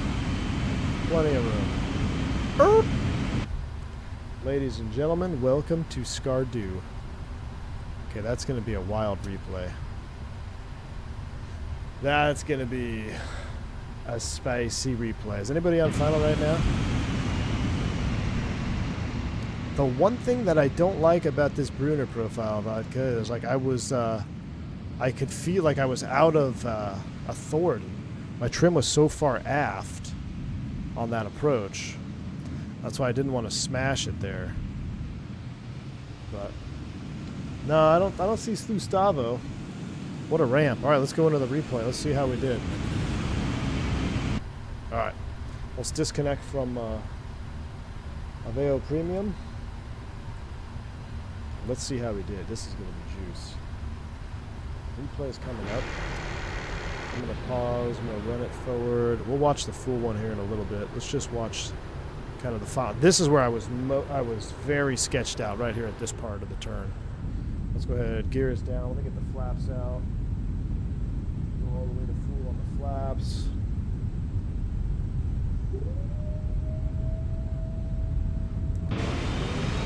So we won't kind of watch it from this view here as everything kind of gets loaded up. Running out of elevator authority, niche hardware issue. I don't know if it's a niche hardware issue or what, but yeah, I definitely felt like I didn't have any more travel left. Got to be on that trim. I'm going to disconnect the yoke anyway so we don't do this turning thing here. Not today, say Toga. This is going to end this stream. All right, I think we're loaded in now. Full flaps are coming down. Look at this. Oh, this is awesome.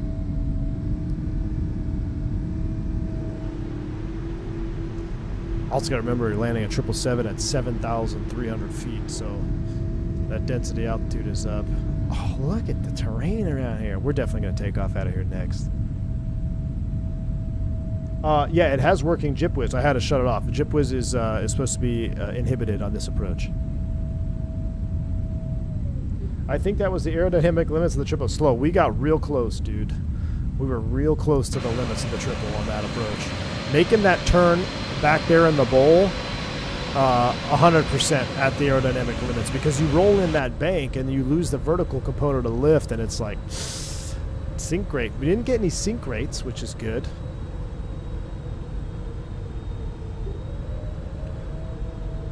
Almost had the butter. I tried to save it, held it off. 216 on that G's. We got the center line. Let's see how this actually worked here. Hold it off. I was trying to get the super butter. Oh, come on. That was not a two. I don't care who you are. Are you kidding me? We walked these trucks on. Watch this. We walked these trucks on. Oh yeah, that is a juicer. That is an absolute juice. No way was that a 200 plus. 150 max. Watch this right truck just walk onto the ground here at full speed. Hold it, hold. I was trying to stretch it. Ooh, yeah.